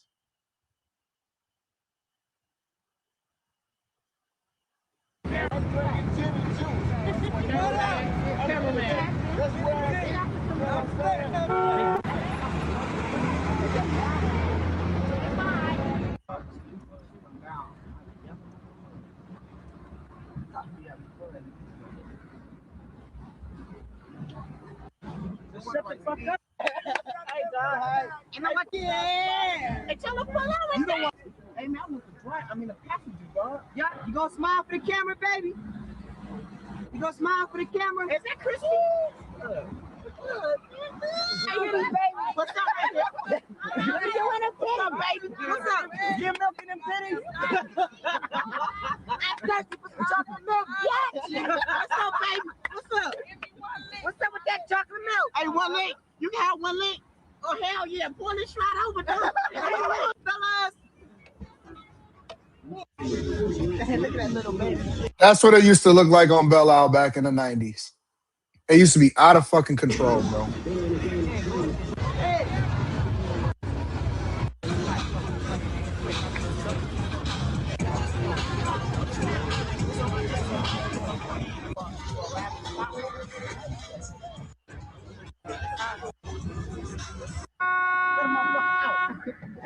Yeah, the nigga fuck that. Two bitches over there bounding and shit. I mean, And then the police would come and break it up. And that was it. It was crazy. It was absolutely insane on Belle Isle back in the day. go dumb, go Usual, we about to listen. Double dick, gunplay murder in Detroit. Believe that, whoa. I be repping my city. No one can do it. Let it tap back on the Chevy, then I crank up the lock a flap in the candy paint chrome. I be repping my city. Yeah, this shit was out of control back in the day, bro. It used to be out of control. It's not like that no more. It's completely different now. Yeah, shout out to Pirelli, too. It's not like that no more. Nowadays, Belle Isle is a family function. You want to see what Belle Isle was like now? I'll show you what Belle Isle was like now. They changed it completely, bro.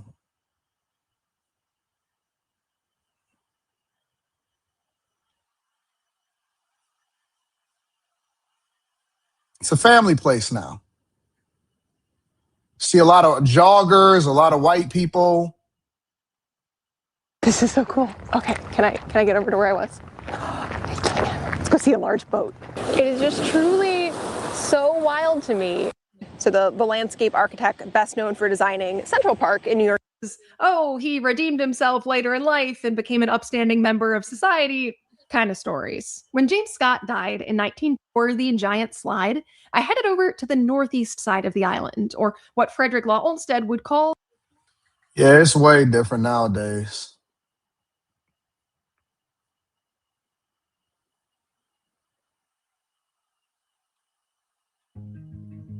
that they had in this. Yep, this is what Belle Isle looks like now.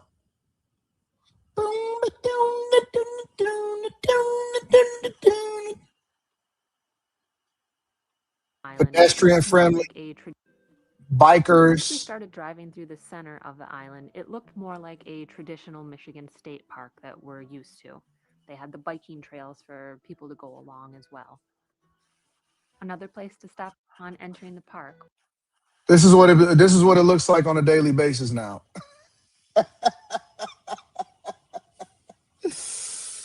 Oh, yep. It is completely different. You go down to Belle Isle now. It's a lot of joggers.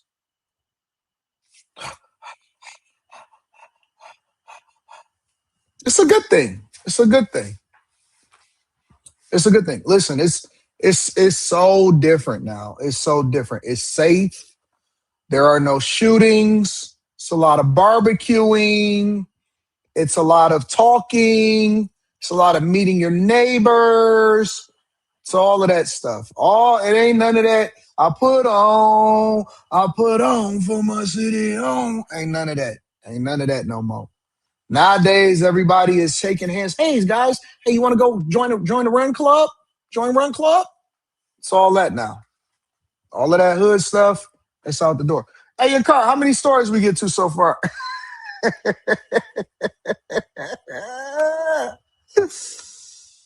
Oh, shoot. I think that's 3, right? We got to 3? Yeah, they're not doing that. It's a state park now. It's a state park now. It's a little different. A lot different. Let's see what y'all talking about. AD, what are your thoughts on the proposed 1% city tax for Detroit? That's just a study. That doesn't mean that that's actually going to be a thing. That's just a study. That's not actually going to be a thing. Man, is Bella out? Nope. It's popping, but it's a different type of popping. It's a family type of popping. Oakland, California, they put a protest recruit on my door. Really? TS Car Wash and Detail Service says you see the Breakfast Club and the Netflix deal at the Breakfast Club is posted the interview clips. You can get or watch the full interview on Netflix. Yeah, I don't really care for that. Q, the executive MLE, says, put my name sign on everything I own. And when I get my Jeep, I'm putting time on the chrome. AKA Eric Breed called my first livestock club. Finally, it was popping. If y'all not a part of the Patreon, link is in the description as well as pinned to the top of the chat. What do your cards say? How many stores we get through so far? 2 and 1/3. Oh no, we got through 3. We did Alex Pretti, we did Gervonta Davis, and then we just did the last one. We good. We on point. We just gonna have to pick it up in the second half of the show. Pick it up in the second half of the show. All right, so what we got going on? New York, budget problems. Amazon layoffs. Let's talk about Amazon layoffs. Y'all ready to get these Amazon layoffs popping? Let me see what's happening.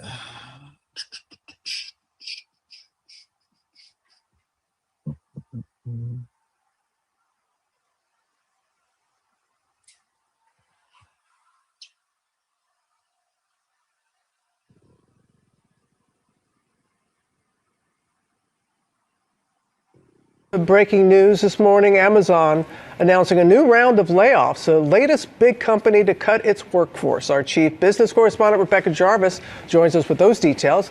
Good morning to you, Rebecca. Good morning to you, Robin. And this is despite a booming business. This morning, Amazon announcing they will be cutting 16,000 jobs. This is the second round of layoffs in just 3 months. The retail giant let 14,000 corporate employees go in October. They sent a message to workers today, and the company says they have been working to strengthen the organization by reducing layers, increasing ownership, and removing bureaucracy with organizational changes that started in October, and they are now complete. Amazon assured employees their plan is not to make broad cuts every few months, but that every team will continue to evaluate and make adjustments as needed, adding that it's never been more important than it is today in a world that is changing faster than ever. Last summer, Amazon CEO Andy Jassy said he expects Amazon's corporate workforce to change because of artificial intelligence. And Amazon isn't alone here. We are seeing a number of different types of companies recently announcing cuts as they focus more heavily on AI. From Pinterest, which just announced it would lay off less than 15% of its workforce and reduce office space,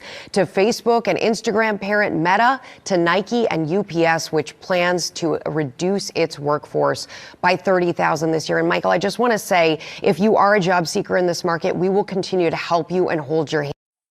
Let me tell you something about Amazon, all right? And every other company, whether it's a tech company, whether it's a bank, whether it's a manufacturing company, no matter what it is.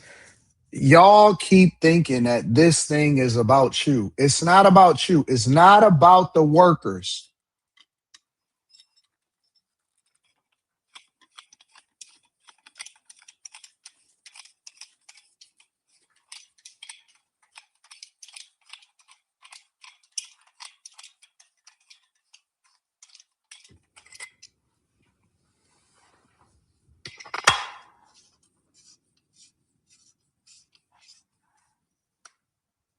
It's not about the workers. You want to know what it's about? Not the workers. It's about returning shareholder value. Returning shareholder value. That's why I keep telling y'all to tap into the Patreon. Link is in the description as well as pinned to the top of the chat. Because you have to know how to really extract the value. I make more money in Amazon than you do when you're getting laid off. You want to know why? Because you don't understand the game, baby. The CEO works for me. He doesn't work for you. You offer a service, you exchange your time for that service, and then if you no longer add value into the company, you go. But who they work for is they work for me. What does that mean? That means that the goal is to increase the profitability and for me to increase my shares in Amazon, and they have to give me back value for my money and my investment. The CEO's job is to increase profitability and expand the company and growth. The 8 things that we look for when it comes to investing in a company, I went over that in the first part of Stock Club yesterday. Then I showed y'all how to read the charts.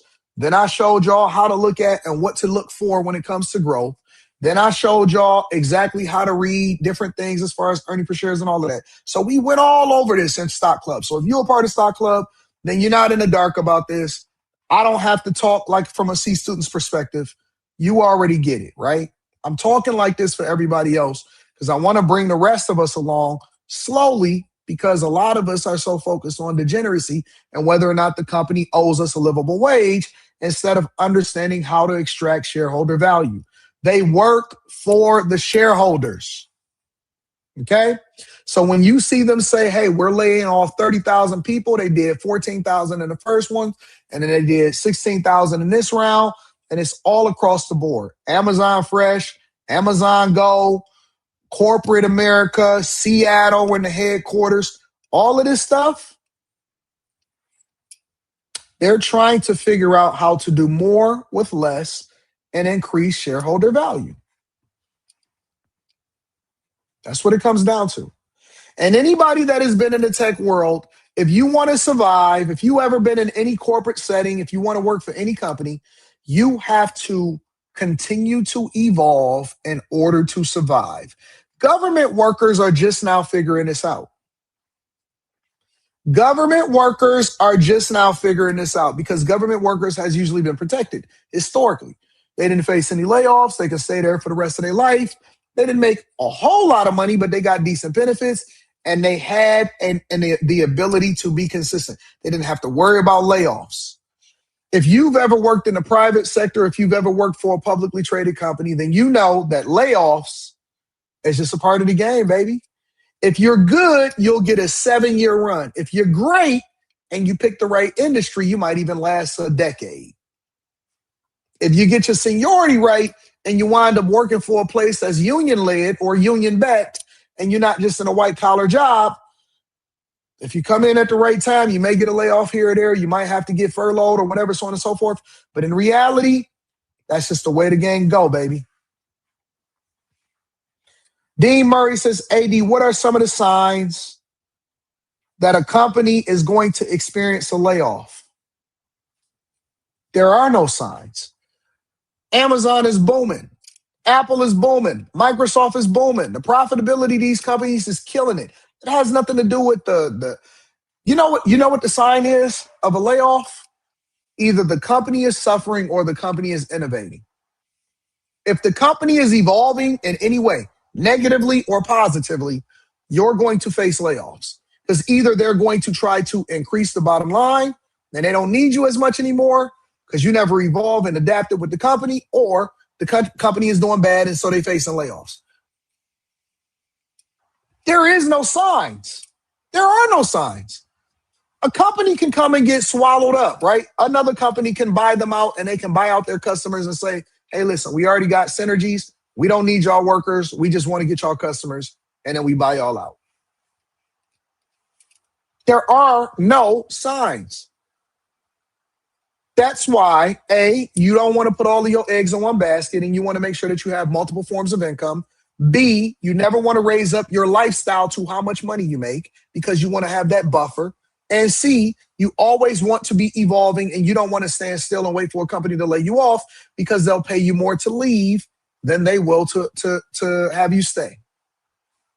You got to take y'all feelings out of this. These companies don't owe you nothing. You trading your time for a service. You trading in your time. And when that is no longer valuable, they don't owe you a job. They don't owe you a job. I need a better pointer than this. They don't owe you anything. They owe us, the shareholders. Is there a such thing as job security? Never was.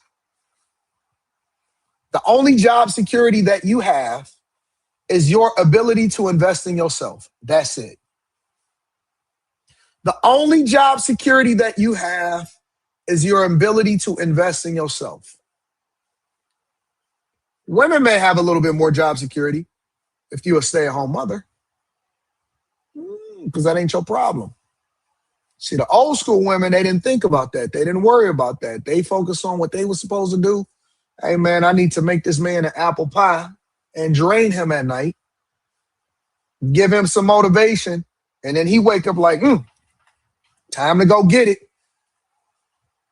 Now, women is out here stressed out. That's why they frumpy.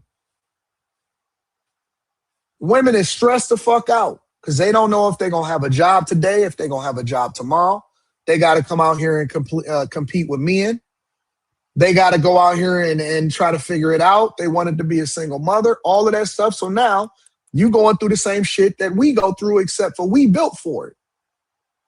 We built for it. Listen, no matter what we go through as men, no matter what, we could be out on our luck. We could lose everything. We could gain weight. We could stress eat. We could do whatever the fuck we want to do, right? We 6 months away from making a whole different transition. Once we get our mind right and once we get our money right, we can do anything. We can literally do anything. No matter how fucked up you are. Your hair could have a mange. You could be stressed the hell out. You could be crashing out. You could be sitting at the crib all day long. Nigga, you 6 months away from being a king. Shit, you halfway there. Give him 2 weeks. Give a nigga a job. Get him his first paycheck. Get him some consistency in his life. You there, you halfway there. Now all you got to do is execute. Women is a little bit different. They're a little bit different. They stress a little bit different. It's a different game for women. I'm telling you. And through all of this, we know it's tough out there, Michael. Yeah, it sure is. AI is changing the world and not always in the best ways, Rebecca, for most people. Thank you so much for that. Tonight, shockwaves across Seattle's economy. Amazon is announcing another massive round of layoffs with 16,000 corporate jobs being cut. Couples Joel Moreno live in Seattle this evening with how the announcement is already hitting far beyond the company's own walls. Joel? Preston, these layoff notices come on the heels of thousands of job eliminations that took place just 3 months ago. Now, the ripple effects on the local economy yet to be seen, but there is a lot of concern among small businesses that depend on Amazon's workforce. When it comes to one-of-a-kind cuisine that draws a crowd, Sam Dangle is quickly building a reputation among the Amazon workers who favor his special recipes from Nepal. We are serving a famous Himalayan dumplings. Something so unique here. Dangle says he relies heavily on Amazon workers to keep his restaurant afloat. So definitely at lunchtime is Amazon staffs. But now Amazon is parting ways with 16,000 corporate workers, which follows the layoff announcements just 3 months ago when 14,000 staff members were suddenly let go. Some Amazon employees are trying to take it in stride. There's a lot, but I've been in this industry for over a couple decades now, and so I've seen quite a bit of it. So it's part of the cycle. The Downtown Seattle Association said in a statement, a workforce change of this scale has ripple effects on the community, on individual employees and families and businesses that rely on the foot traffic. As companies grapple with emerging trends, we hope this pain is short term. And Congresswoman Pramila Jayapal says higher unemployment and a lack of job growth is hurting the overall economy. We need employers who are responsibly thinking about how they support workers in this environment. Dangle says he'll try to adapt if there is a down. She don't get it. Damn, that look kind of good. She don't get it. She just giving you politician speak.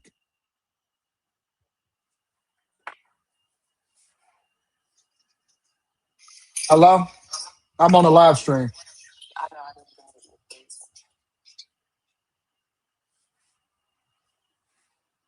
Hold on. Give me a second.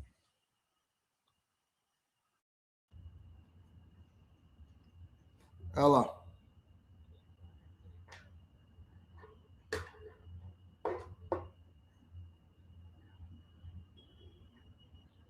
She's authorized to handle. Oh, okay. Merge me in.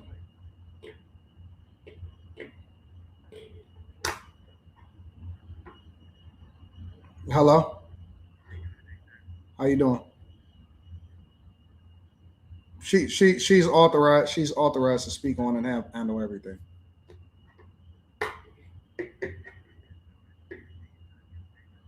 Thank you.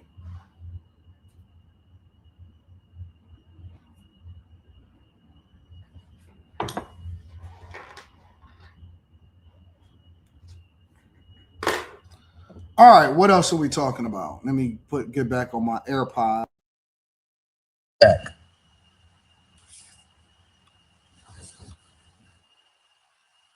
Give me a second. See what's happening. Yeah. All right. So what I was saying was, what she don't understand is that when she said that we need somebody that care more about the workers, Amazon cares about its workers that are still working. And Congresswoman Pramila Jayapal says higher unemployment and a lack of job growth is hurting the overall economy. We need employers who are responsibly thinking about how they support workers. And They don't care about that, bro. They don't care nothing about employers, how they, support workers and none of that stuff. You know what they care about? The bottom line. They care about their bottom line. You know why? Because in order for him to keep his job, he got to continue to return shareholder value. As a matter of fact, one of the ways in which they incentivize a CEO to return shareholder value is that his compensation is directly tied to the performance of the company. So if the company is not winning, if he's not doing everything that he can to long-term return shareholder value, then guess what?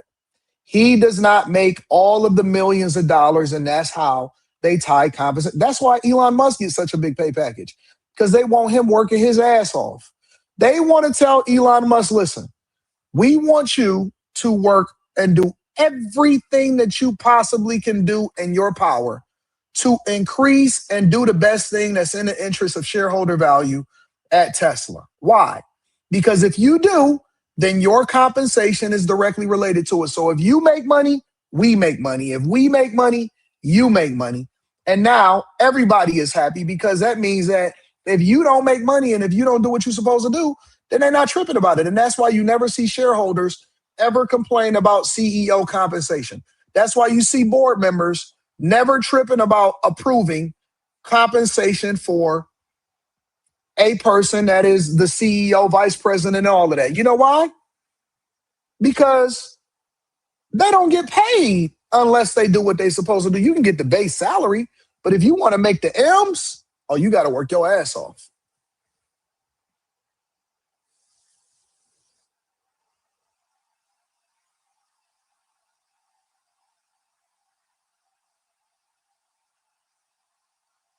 You got to work your ass off. And these politicians don't get it. And so the workers are going to suffer as a result of this it. environment. Dangle says he'll try to adapt if there is a downturn. All depend on Amazon staffs here. And as Amazon incorporates And more, all of the other businesses that's in the downtown area are the ones that's going to benefit or fall from what happens with all of these other industries that exist within it. And that's why you want to have incentives for companies to invest in cities and ultimately move their headquarters there, move more workers there, because the more work that you have there, the more everything else benefits. If the workers go on lunch, guess what? The restaurants benefit. People buy cars.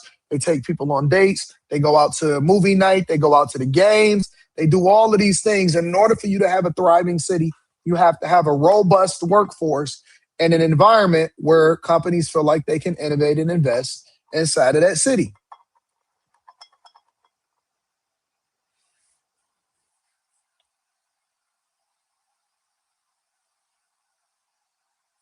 It's just the truth. Artificial intelligence into its operations, workers will look to stay relevant. For me, it's tell me and my team to focus on what you can control.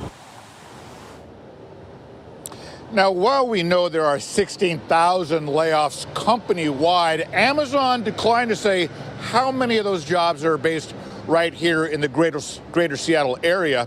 Well, we will be checking with the State Employment Security Department to see exactly when they publish those details. If you are smart, it doesn't matter if you work for a big tech company. Janice, I would never call you that, baby girl. It doesn't matter if you work for an auto manufacturer. It doesn't matter if you do any of these things, right? No matter what, you would diversify. You would start working on your own stuff. You would get a second job. And whatever it is that you do not depend solely 100% on one company for you to survive at all. At all. Do not depend on one company in any way, shape, or form. As a matter of fact, I have a rule for most men. You have to be working, you have to be grinding, you have to be hustling, and you only can depend on one income that you have. Only depend on one income. What does that mean? Whatever you do, whatever you hustle, whatever you do on the side, whatever you make, you adjust your lifestyle to only depend on one version of the income, whether it's your business income. For me, for example, the money that I generate and revenue that I generate in one business should be able to sustain whatever it is that I got going on. Once I went back to corporate America, I never cared about that. All of that money was just, it's invested. I never depended on corporate America, ever. Never depended on corporate America once I got back on my feet. Never. And the reason why I never depended on corporate America and I chose to depend on myself is because I know what I can do myself. I know what I can handle myself. And corporate America, none of that was ever going to be guaranteed. Now, the fact that I was able to, once I got back on my feet after 2008, I never had any gap after that, absolutely was a blessing. But everything was put into investments after that.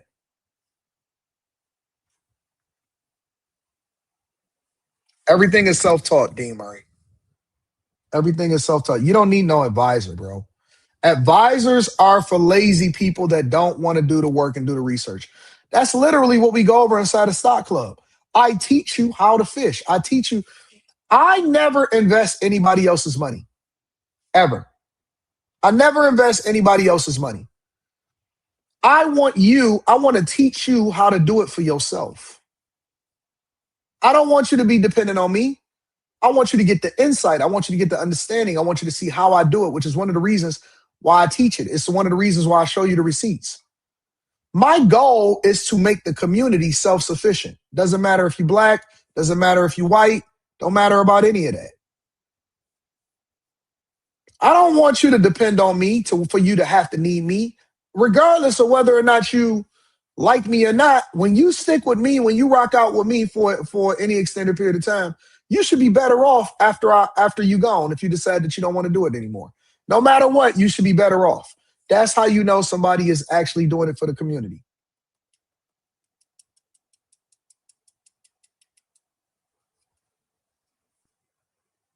No matter what, you better than when you met me, if you actually pay attention and you actually work. Shout out to T-Mac. T-Mac in the building. I appreciate you for the cash app, big dog. Thank you for holding me down. Courtney Egger, I appreciate you too. Thank you, my friend.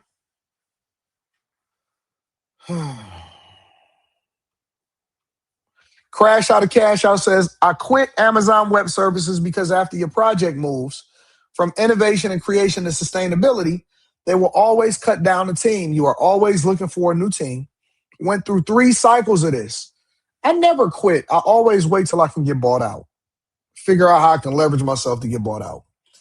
One Demetrius says, Anton, how many stocks is too many? I know we don't want to over-diversify because of diminished returns. How many do you have? Well, I'm not going to talk publicly about how many that I have. But I always say that you should really, in your portfolio, unless you got some speculative stuff that you got on the side, I tend to stay less than 7. That's the rule of thumb. We call it the Magnificent 7. A lot of times, if you following I'm not going to get into that. 7 or less is a decent number.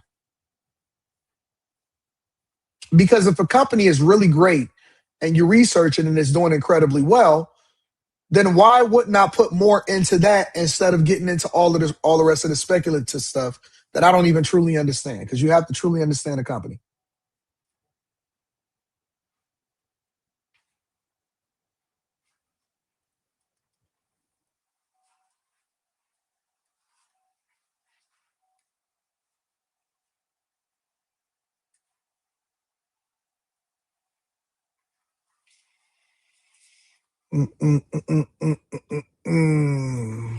Eric Harris says, 80, did you hear Ray J might not be with us past 2027 because his health is failing?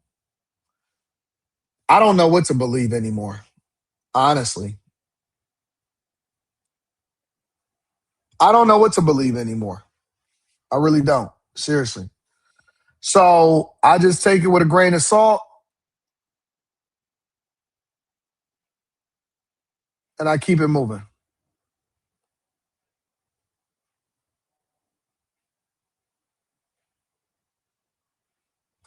Shout out to Tori Hughes. I appreciate you. Said he appreciate the information.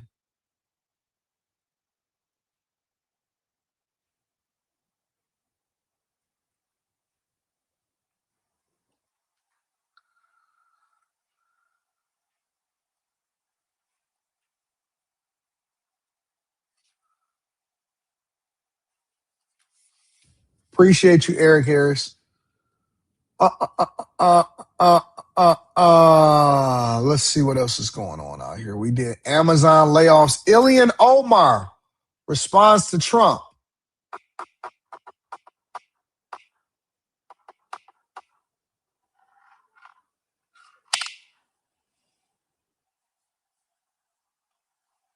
Actually, I want to get over to General Motors. I want to see what General Motors, GM profit sharing, because I want to stay on the money for a second.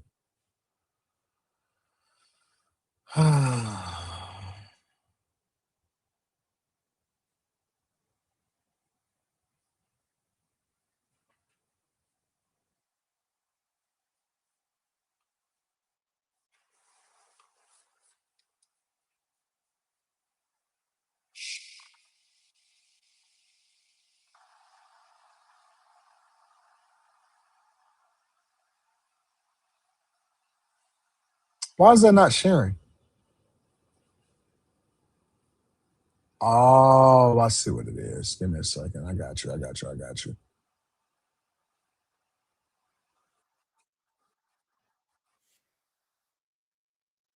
Announced that profit sharing checks will be lower than last year. CBS News Detroit. The bonus won't be as big this year for GM's hourly workers. Today, the automaker announced that profit sharing checks will be lower than last year. CBS News Detroit's Julia Avant tells us what's behind the financial shortfall and what this means for auto workers.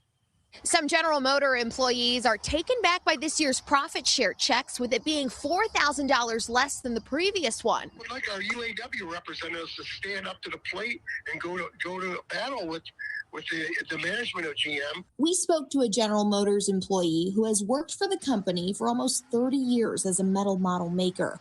He's also related to an employee at CBS News Detroit. He says for every $1 billion the company makes in North American sales, he should receive a $1,000 bonus.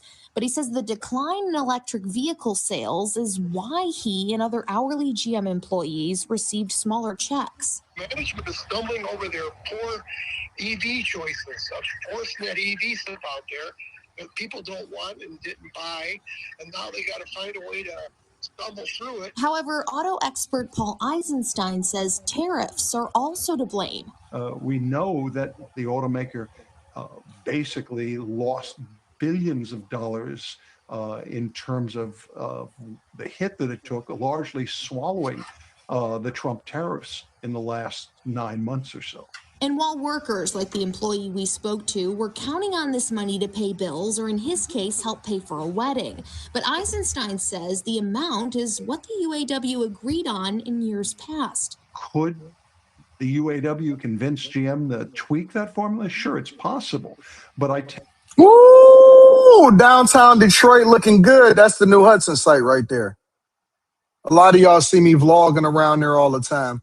It's looking good. This is GM's new headquarters that they're moving into in the Hudson site. They're actually in the process of moving into it now.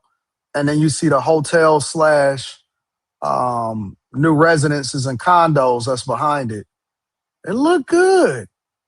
It looked really, really good. I tend to doubt it. In a statement sent to us by the UAW, it prided the hard work of those they represent, but that the amount was within the terms negotiated in the UAW GM National Agreement.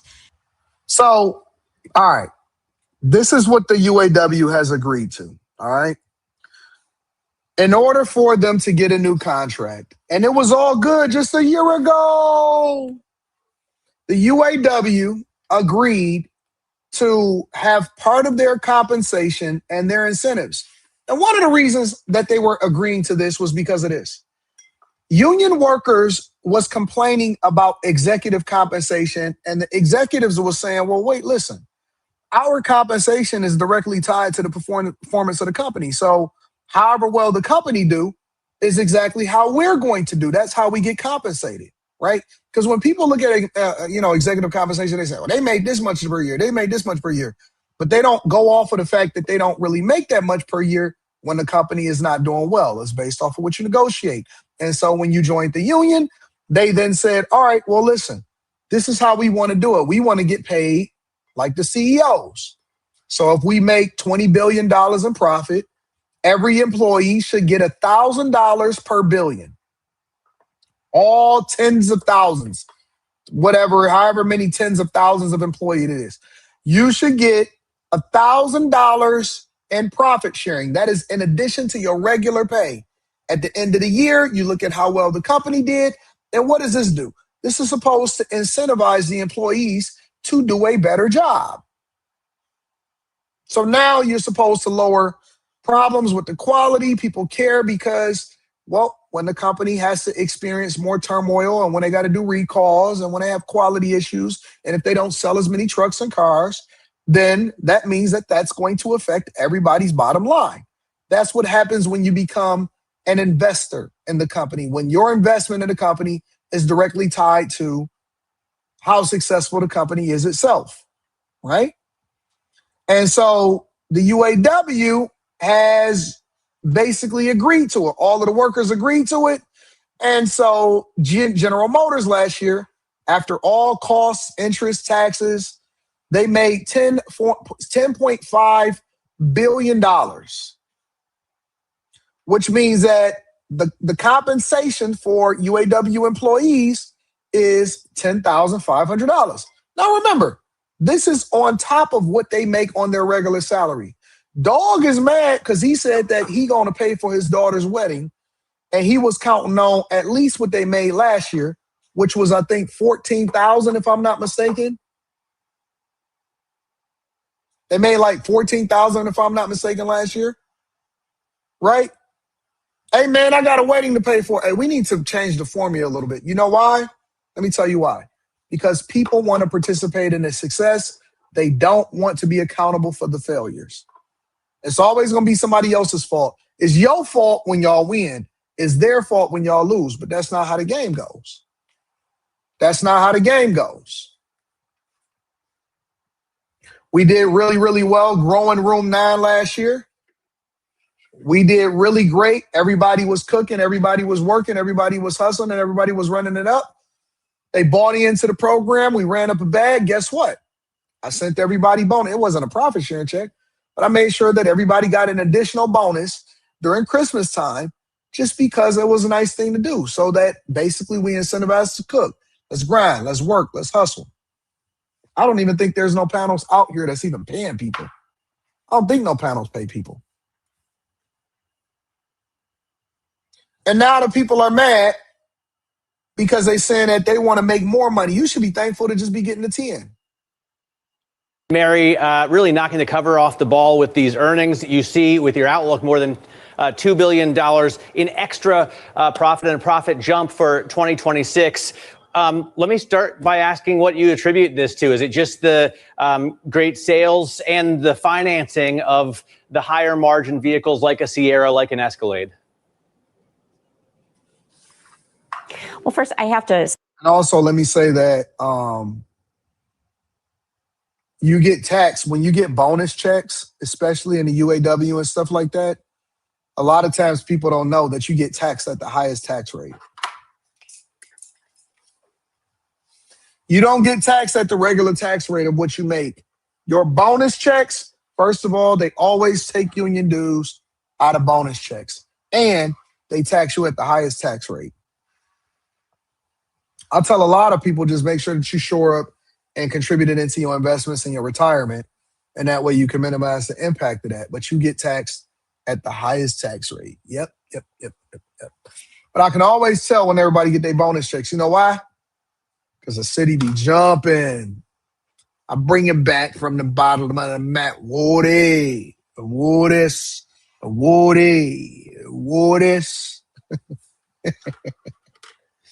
Yeah. I can always tell when either tax time come, people getting them tax refund checks, and guess what? If when bonus time come, Ford, Chrysler, and GM,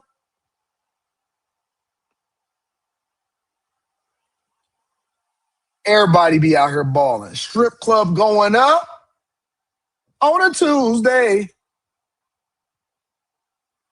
Pantheon be on jump. All of the chicks be out. Your boy, what's my man name from the Players Club?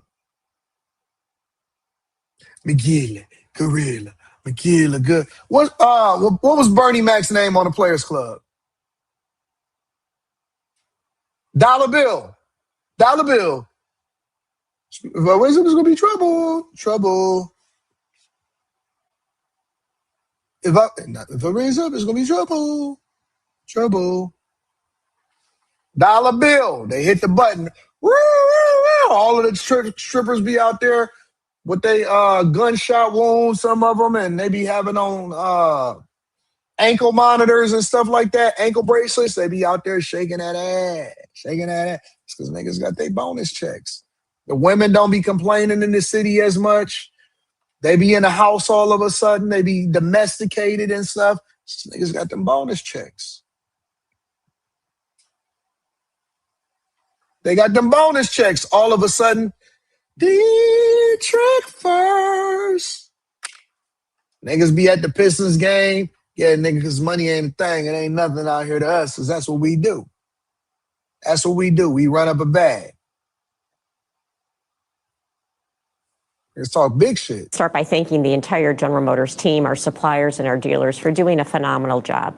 2025 was an exceptional year, especially when you look at all the challenges that we faced. And I think it really demonstrates one of the core capabilities of GM, and it's our agility and our resilience. But the core of it starts with our great product portfolio, whether it's very affordable EVs like the Chevrolet Trax, all the way up to, a supercar like what's behind me with the Corvette Zero.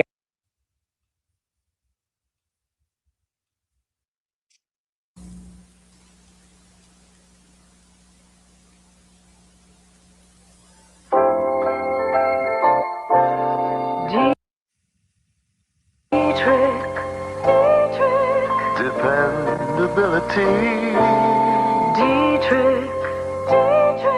Since 1893. Dietrich first by the Dietrich family. Oh, Dietrich first by the Dietrich family. Y'all ain't never heard that commercial before? I think that's a Detroit thing. Ever since I was born, I always heard that song. Dietrich first by the Dietrich family. Y'all ain't never heard of Dietrich first? That's what I'm gonna start doing to y'all from now on. I'm gonna start mixing the old with the new, because you know what I realized? You know what I figured it out? I figured out that the problem with the culture today is that they don't know their history. We got a lot of these new niggas that was born in 2000, 2001, 2002, They got a lot to say. They think that they can contribute their opinion. They think they know what women do. You know what I'm saying? They think that just because a young whippersnapper got these niggas taking all of these pills, they doped up, they on crack, they on fentanyl, taking honey shots. What do you call that? Honey packs? These niggas, I'ma start mixing in the old with the new so that you can understand where you come from. Now you can't sit there and say, oh man, I don't know, man. What is that? What you talking about, Anton? I'ma start helping y'all to understand now. I'ma show you and I'ma talk to you and you'll say, what is he singing? Dietrich first. I'ma mix it up with you. I'ma show you what's going on out in these streets. I'm going to mix the old with the new. I'm going to tell you the information and I'm going to show you where it came from. Enough of this. Enough of this nonsense. ZR1X, so couldn't be more proud of the team.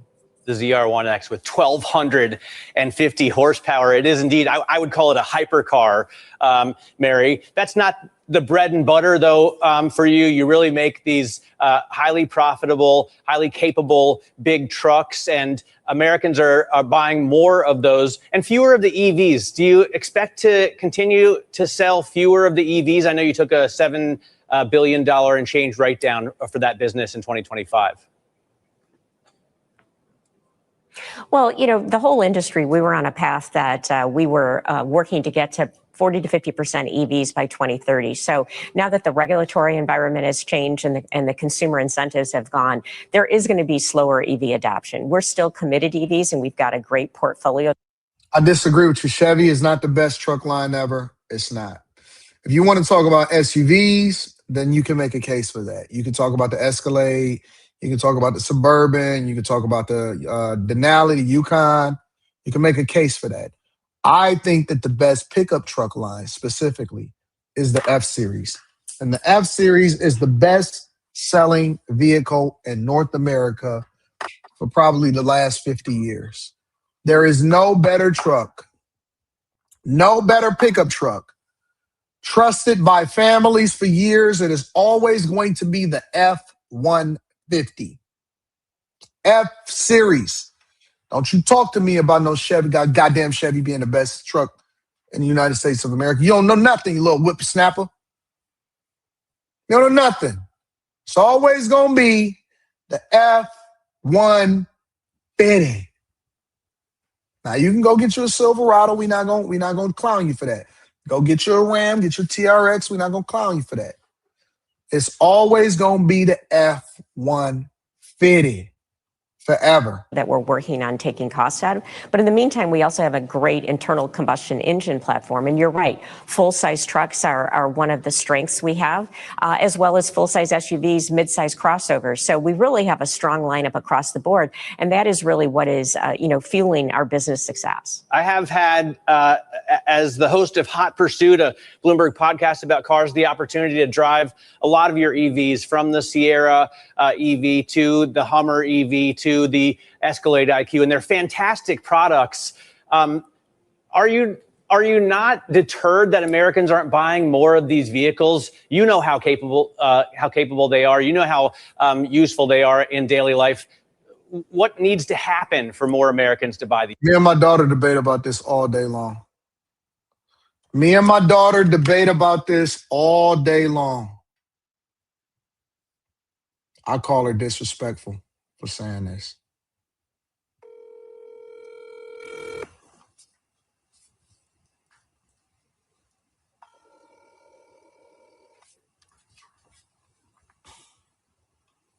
Your call has been forwarded to voice. Oh, she said 1 second. Me and my daughter debate about this all day long. Oh, she in school. She said she's taking the test.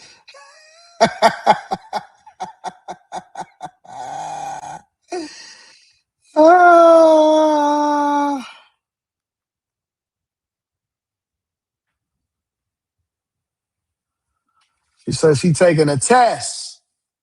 We debate about this all day long. Y'all want to gift Patreon gift links? Can y'all gift Patreons? Is that possible? Let me see what's going on. Membership. Y'all can do that? Let me read through some of this.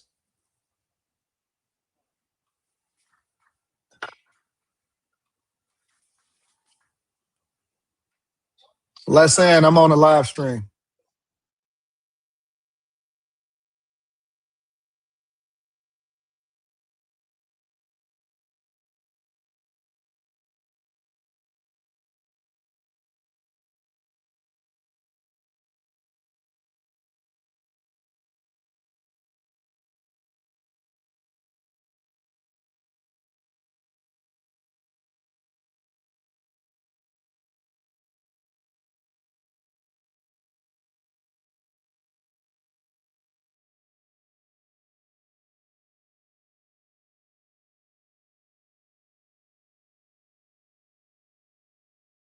All right, Les.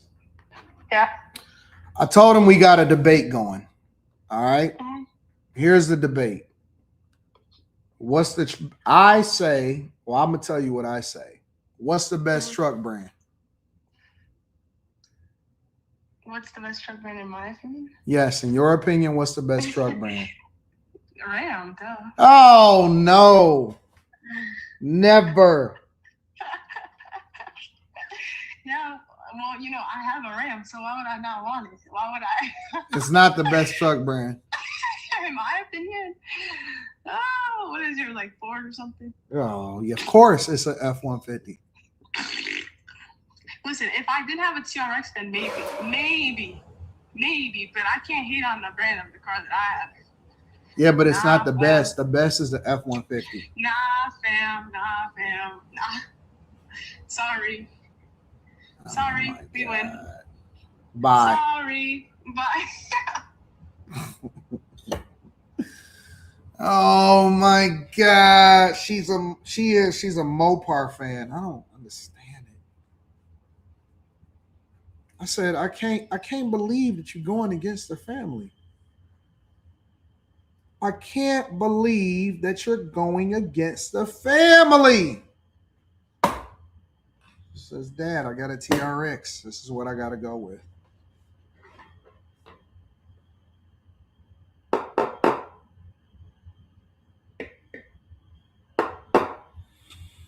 You got a Ram? See what I'm saying?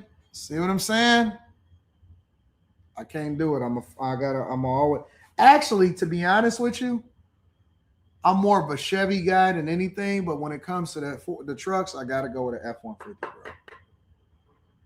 Gotta go with an F-150 all day long. I don't care that Lou got rid of his. I don't care.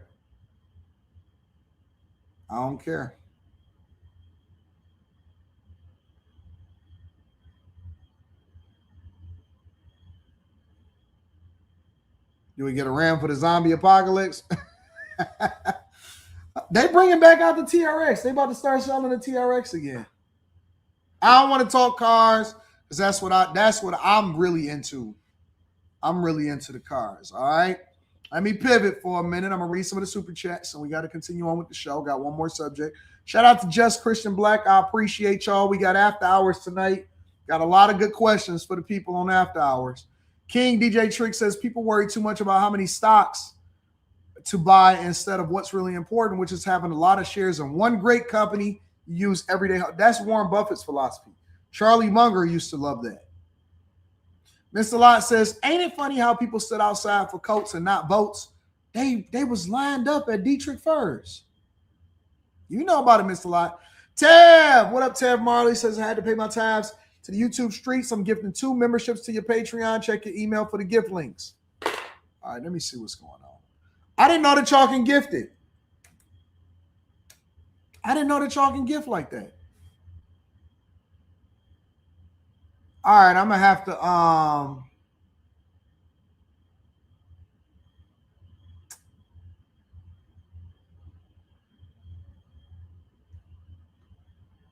let me see. What am I looking for?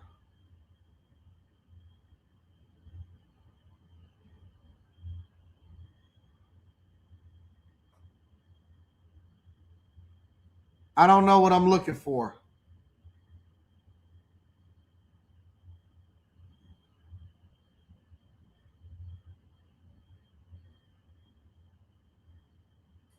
I got to figure out what I'm looking for. I don't know what I'm looking for yet. There's a lot of people that signed up for the Patreon.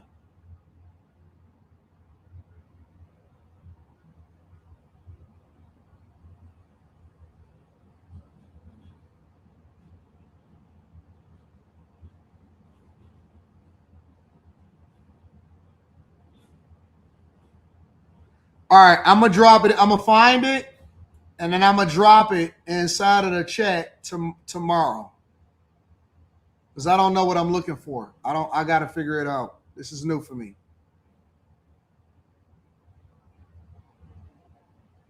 All right, I got you. Thank you, Tev Marley. I appreciate you.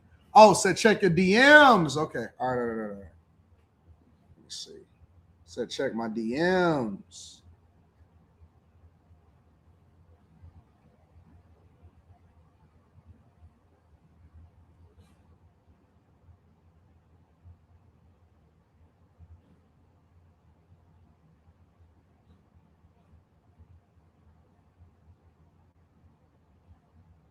All right, I'm gonna look it up, Tev, and then we're gonna drop it in there for tomorrow.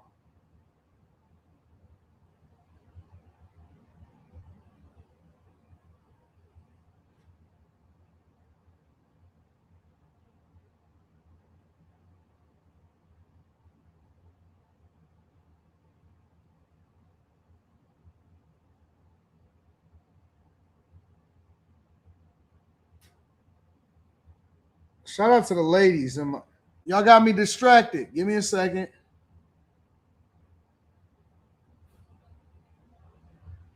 Shout out to the ladies. Ladies.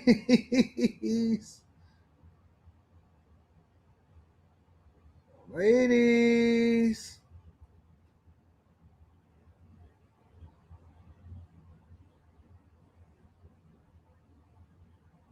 Shout out to the ladies. You can tell I ain't checked my shit in a while.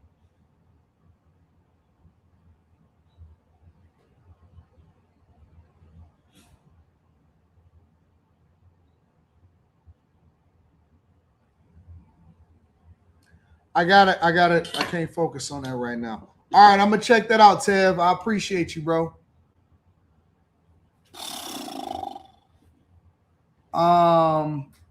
876 losses, single cap, F-150 is putting the TRX to sleep. Facts. Young Haiti says, AD, what's going on with your boy? Having I don't know what that means.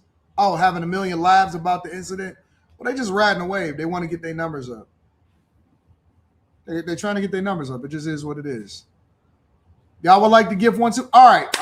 We're going to talk about it tomorrow. I'm going to figure it out because I don't know what that means. I'm going to figure it out, and we're going to go from there. All right? I got you, Mike. Anton hit the Dietrich Furs again. I want to get into this last thing. Ilhan Omar. Apparently, she had a response to Trump after that whole incident. So I haven't seen this. I'm about to look at it for the first time here. She had a response to Trump as a result of it. So we're going to review it together. Make sure y'all hit a like for the algorithm. Subscribe to the channel and turn on your notifications. A separate town hall in Minnesota last night where this moment happened to Congresswoman Ilhan Omar. She was speaking when a man charged her at the lectern, and forensic examiners have now determined with high probability, they say, that what was in that syringe that the man was holding was apple cider vinegar. The 55-year-old man.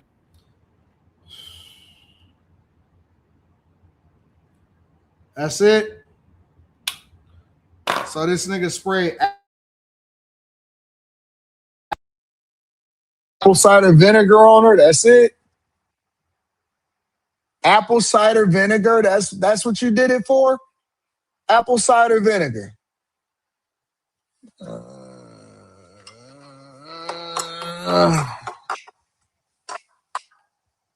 Has been charged with assault in the third degree. And I should note Capitol Police are also looking into pursuing potential federal charges against him tonight, which could include assaulting a member of Congress and impeding her from doing her official duties.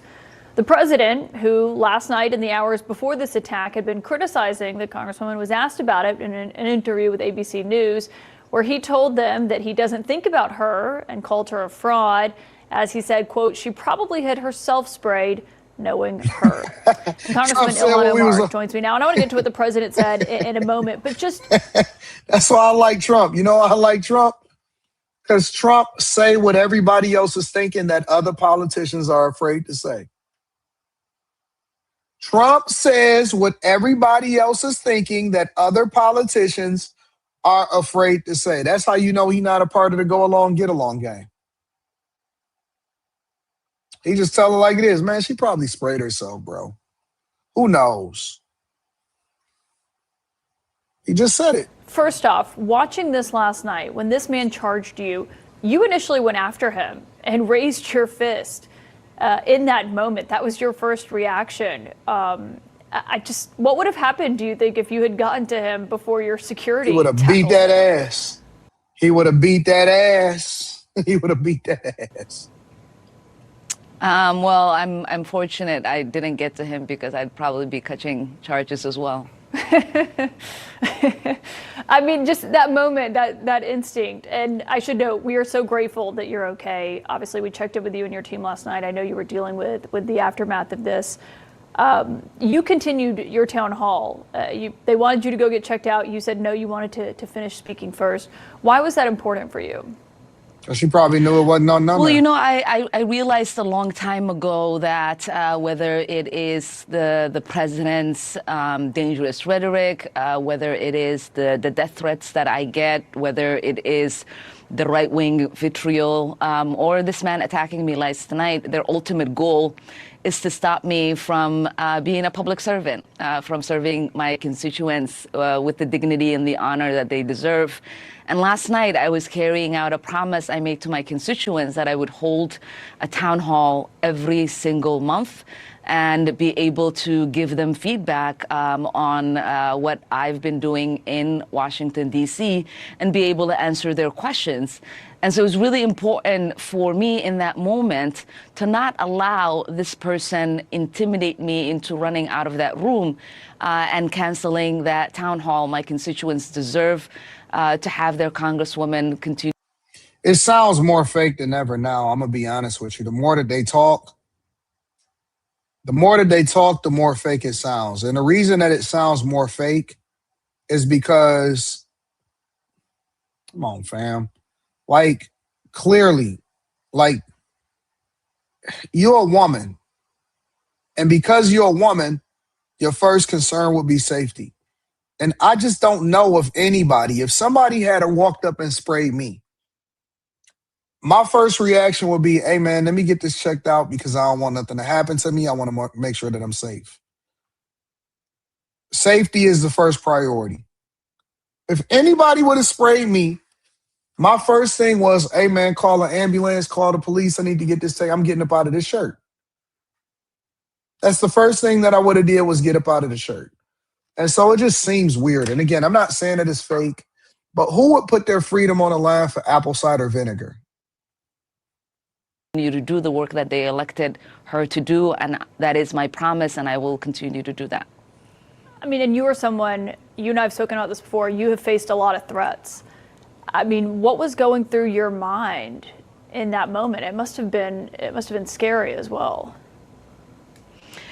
Well, I initially thought that the person spit on me. I saw, some liquids that landed on the podium and on some of the papers that I was reading my report from. And so, it was a human reaction to want to do something to someone that is trying to degrade you in that kind of way, because I don't know women that do that. I don't know women that do that. Like, I don't know women whose first instinct and reaction is to crash out.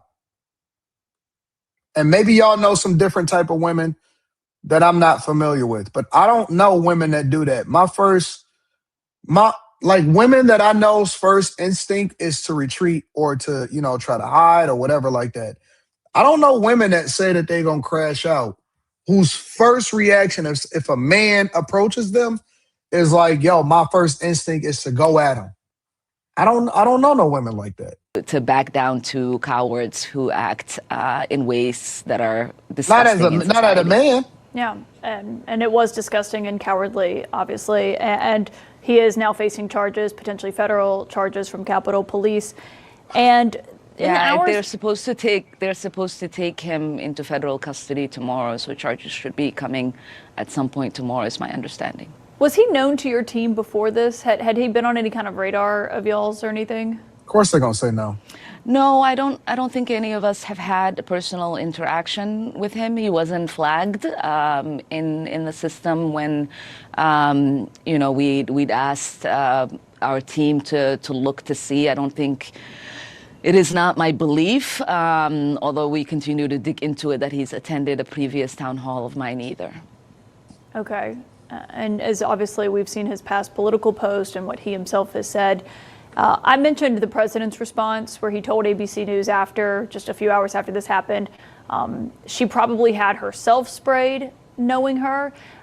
Before you respond, I do want to remind everyone that when President Trump was nearly assassinated, you responded and said, we condemn acts of violence and pray for the victims, may calmness and decency prevail. And you said it was sad to hear the tragedy that had occurred.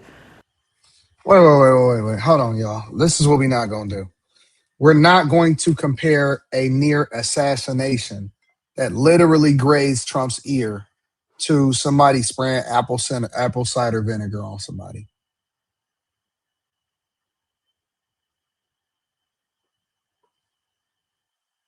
That's not what we're going to do.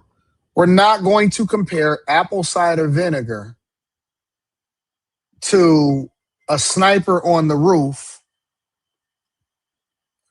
nearly missing somebody's ear or nearly missing somebody's face and trying to assassinate them. Come on, man. That's not what we're going to do. Stop CNN. CNN is mad. CNN is a mad, crazy organization, bro. What went through your mind when you heard the president's response last night? Well, the difference between the president and I is that I was raised to be a decent human being, and my faith teaches me to have compassion. And he lacks both of those things. This is a president who presides over an administration that when they assassinated Renee Good told us that she was a domestic terrorist that was trying to kill the federal agents. When they assassinated Alex Pretti, they told us. I appreciate the super chat. I appreciate people paying for me to see their opinion. I appreciate you. That he was a domestic terrorist who burnished a weapon. None of those things are true. They are known to be liars. They have constantly told us not to believe in our eyes. Fortunately, both of those assassinations were caught on camera, and so was what happened to me last night, caught on camera. So when he claims it's staged, you say? Well, I mean, this is also somebody who was talking about me in his town hall in Iowa, and then seems to exhibit some sort of dementia when he says he doesn't think about me. Maybe it is time for us for the 25th Amendment to be invoked, because he certainly cannot remember what he said and has done an hour ago.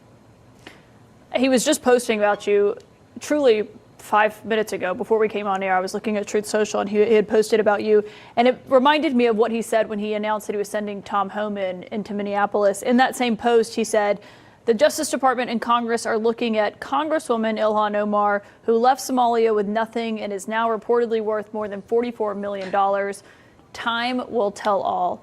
Were you aware there is a DOJ investigation here? The New York Times says it started in part under the Biden Justice Department into your financial disclosure forms, or into your finances and campaign spending. But were you aware that this Justice Department is looking into you? No, but I'm not surprised. Over the years, there have been investigations with. Why don't she ever address it? I guess she doesn't have to address it, but she never actually addresses the accusation itself. With the FEC because people have filed complaints. So I wouldn't be surprised if that's what happened in this case. And clearly that investigation hasn't moved on because they don't have evidence of wrongdoing. And so I know that there's always been an attempt to smear my character, to smear the character of the community that I ethnically belong to. There's always this sort of... Yeah, I got it. Ilhan Omar, ladies and gentlemen, she addresses Trump, and she said what she said. Make sure y'all hit a like for the algorithm, subscribe to the channel, and turn on your notifications. Shout out to my dog, Tev Marley. I'm going to check that out. We not gifting until them hats drop. All right, y'all want the hats? The hats you shall get this week, maybe even tomorrow. Gabriel Graham says, hey, do you got the Shelby F-150 Super Snake? I don't. I don't like snakes. There's too many of them on YouTube. You know what I'm saying? Elevate to the Unknown says, I would agree with Trump here. She staged it. Shout out to my dog, Elevate to the Unknown. J.L. Carnicio says, something for the collection. Ilhan Omar is low-key cute. Ready for the show tonight. Love the conversations. She's not a bad-looking woman. Absolutely not a bad-looking woman. Manny Plays PC says, only charges she would have gotten was from my hospital bill. Iron Spider says she didn't show any decency or compassion to Kurt. Freedom of speech, I guess. Freedom of speech. Freedom of speech. Anyways, yeah. Another show in the books, y'all. Another show in the books, y'all. Somebody said that the people was teaming up to take me down. Damn, am I Thanos? Am I like Thanos to the space? They better win then. I hope they better win. They better win. I guess I'm like Thanos to these niggas.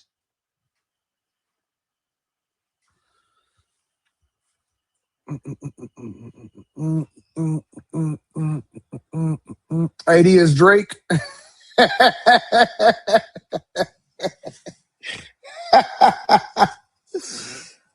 Oh, man. Niggas is teaming up. Women is teaming up.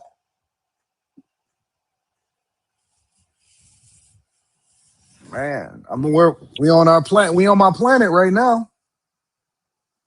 I'm fighting Iron Man. I'm fighting Doctor Strange. And Star-Lord. I know about it, Aaliyah. I'm aware.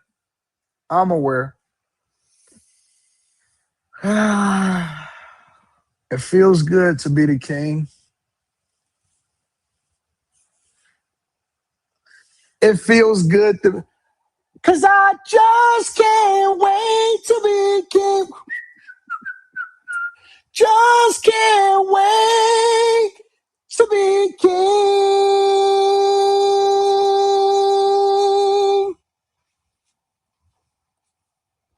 Y'all know nothing about that. Y'all don't know nothing about that. Y'all don't know, because I just can't wait to be king.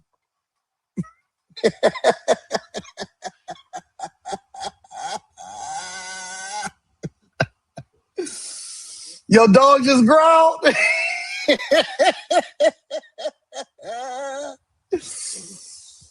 Oh, yeah. Yeah. I feel like the king.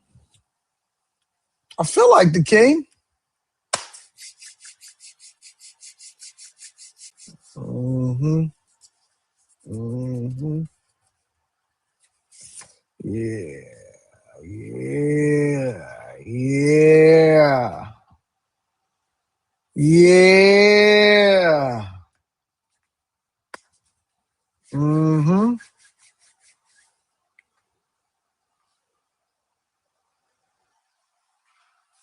I got you laughing, KLG. I love you too. I love you too. Man, let me also show my lady some love. What up, Aaliyah? What up, AA? What up, our streets? What up, everybody in the streets? Yeah. Warriors, come out and play. Warriors, come out and play. Warriors, come out and play.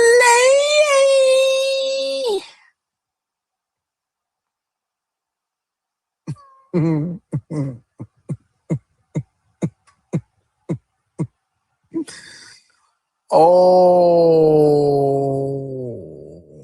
this is how we gonna end the show today. I got you. I got you. Listen, let me read some more of these super chats.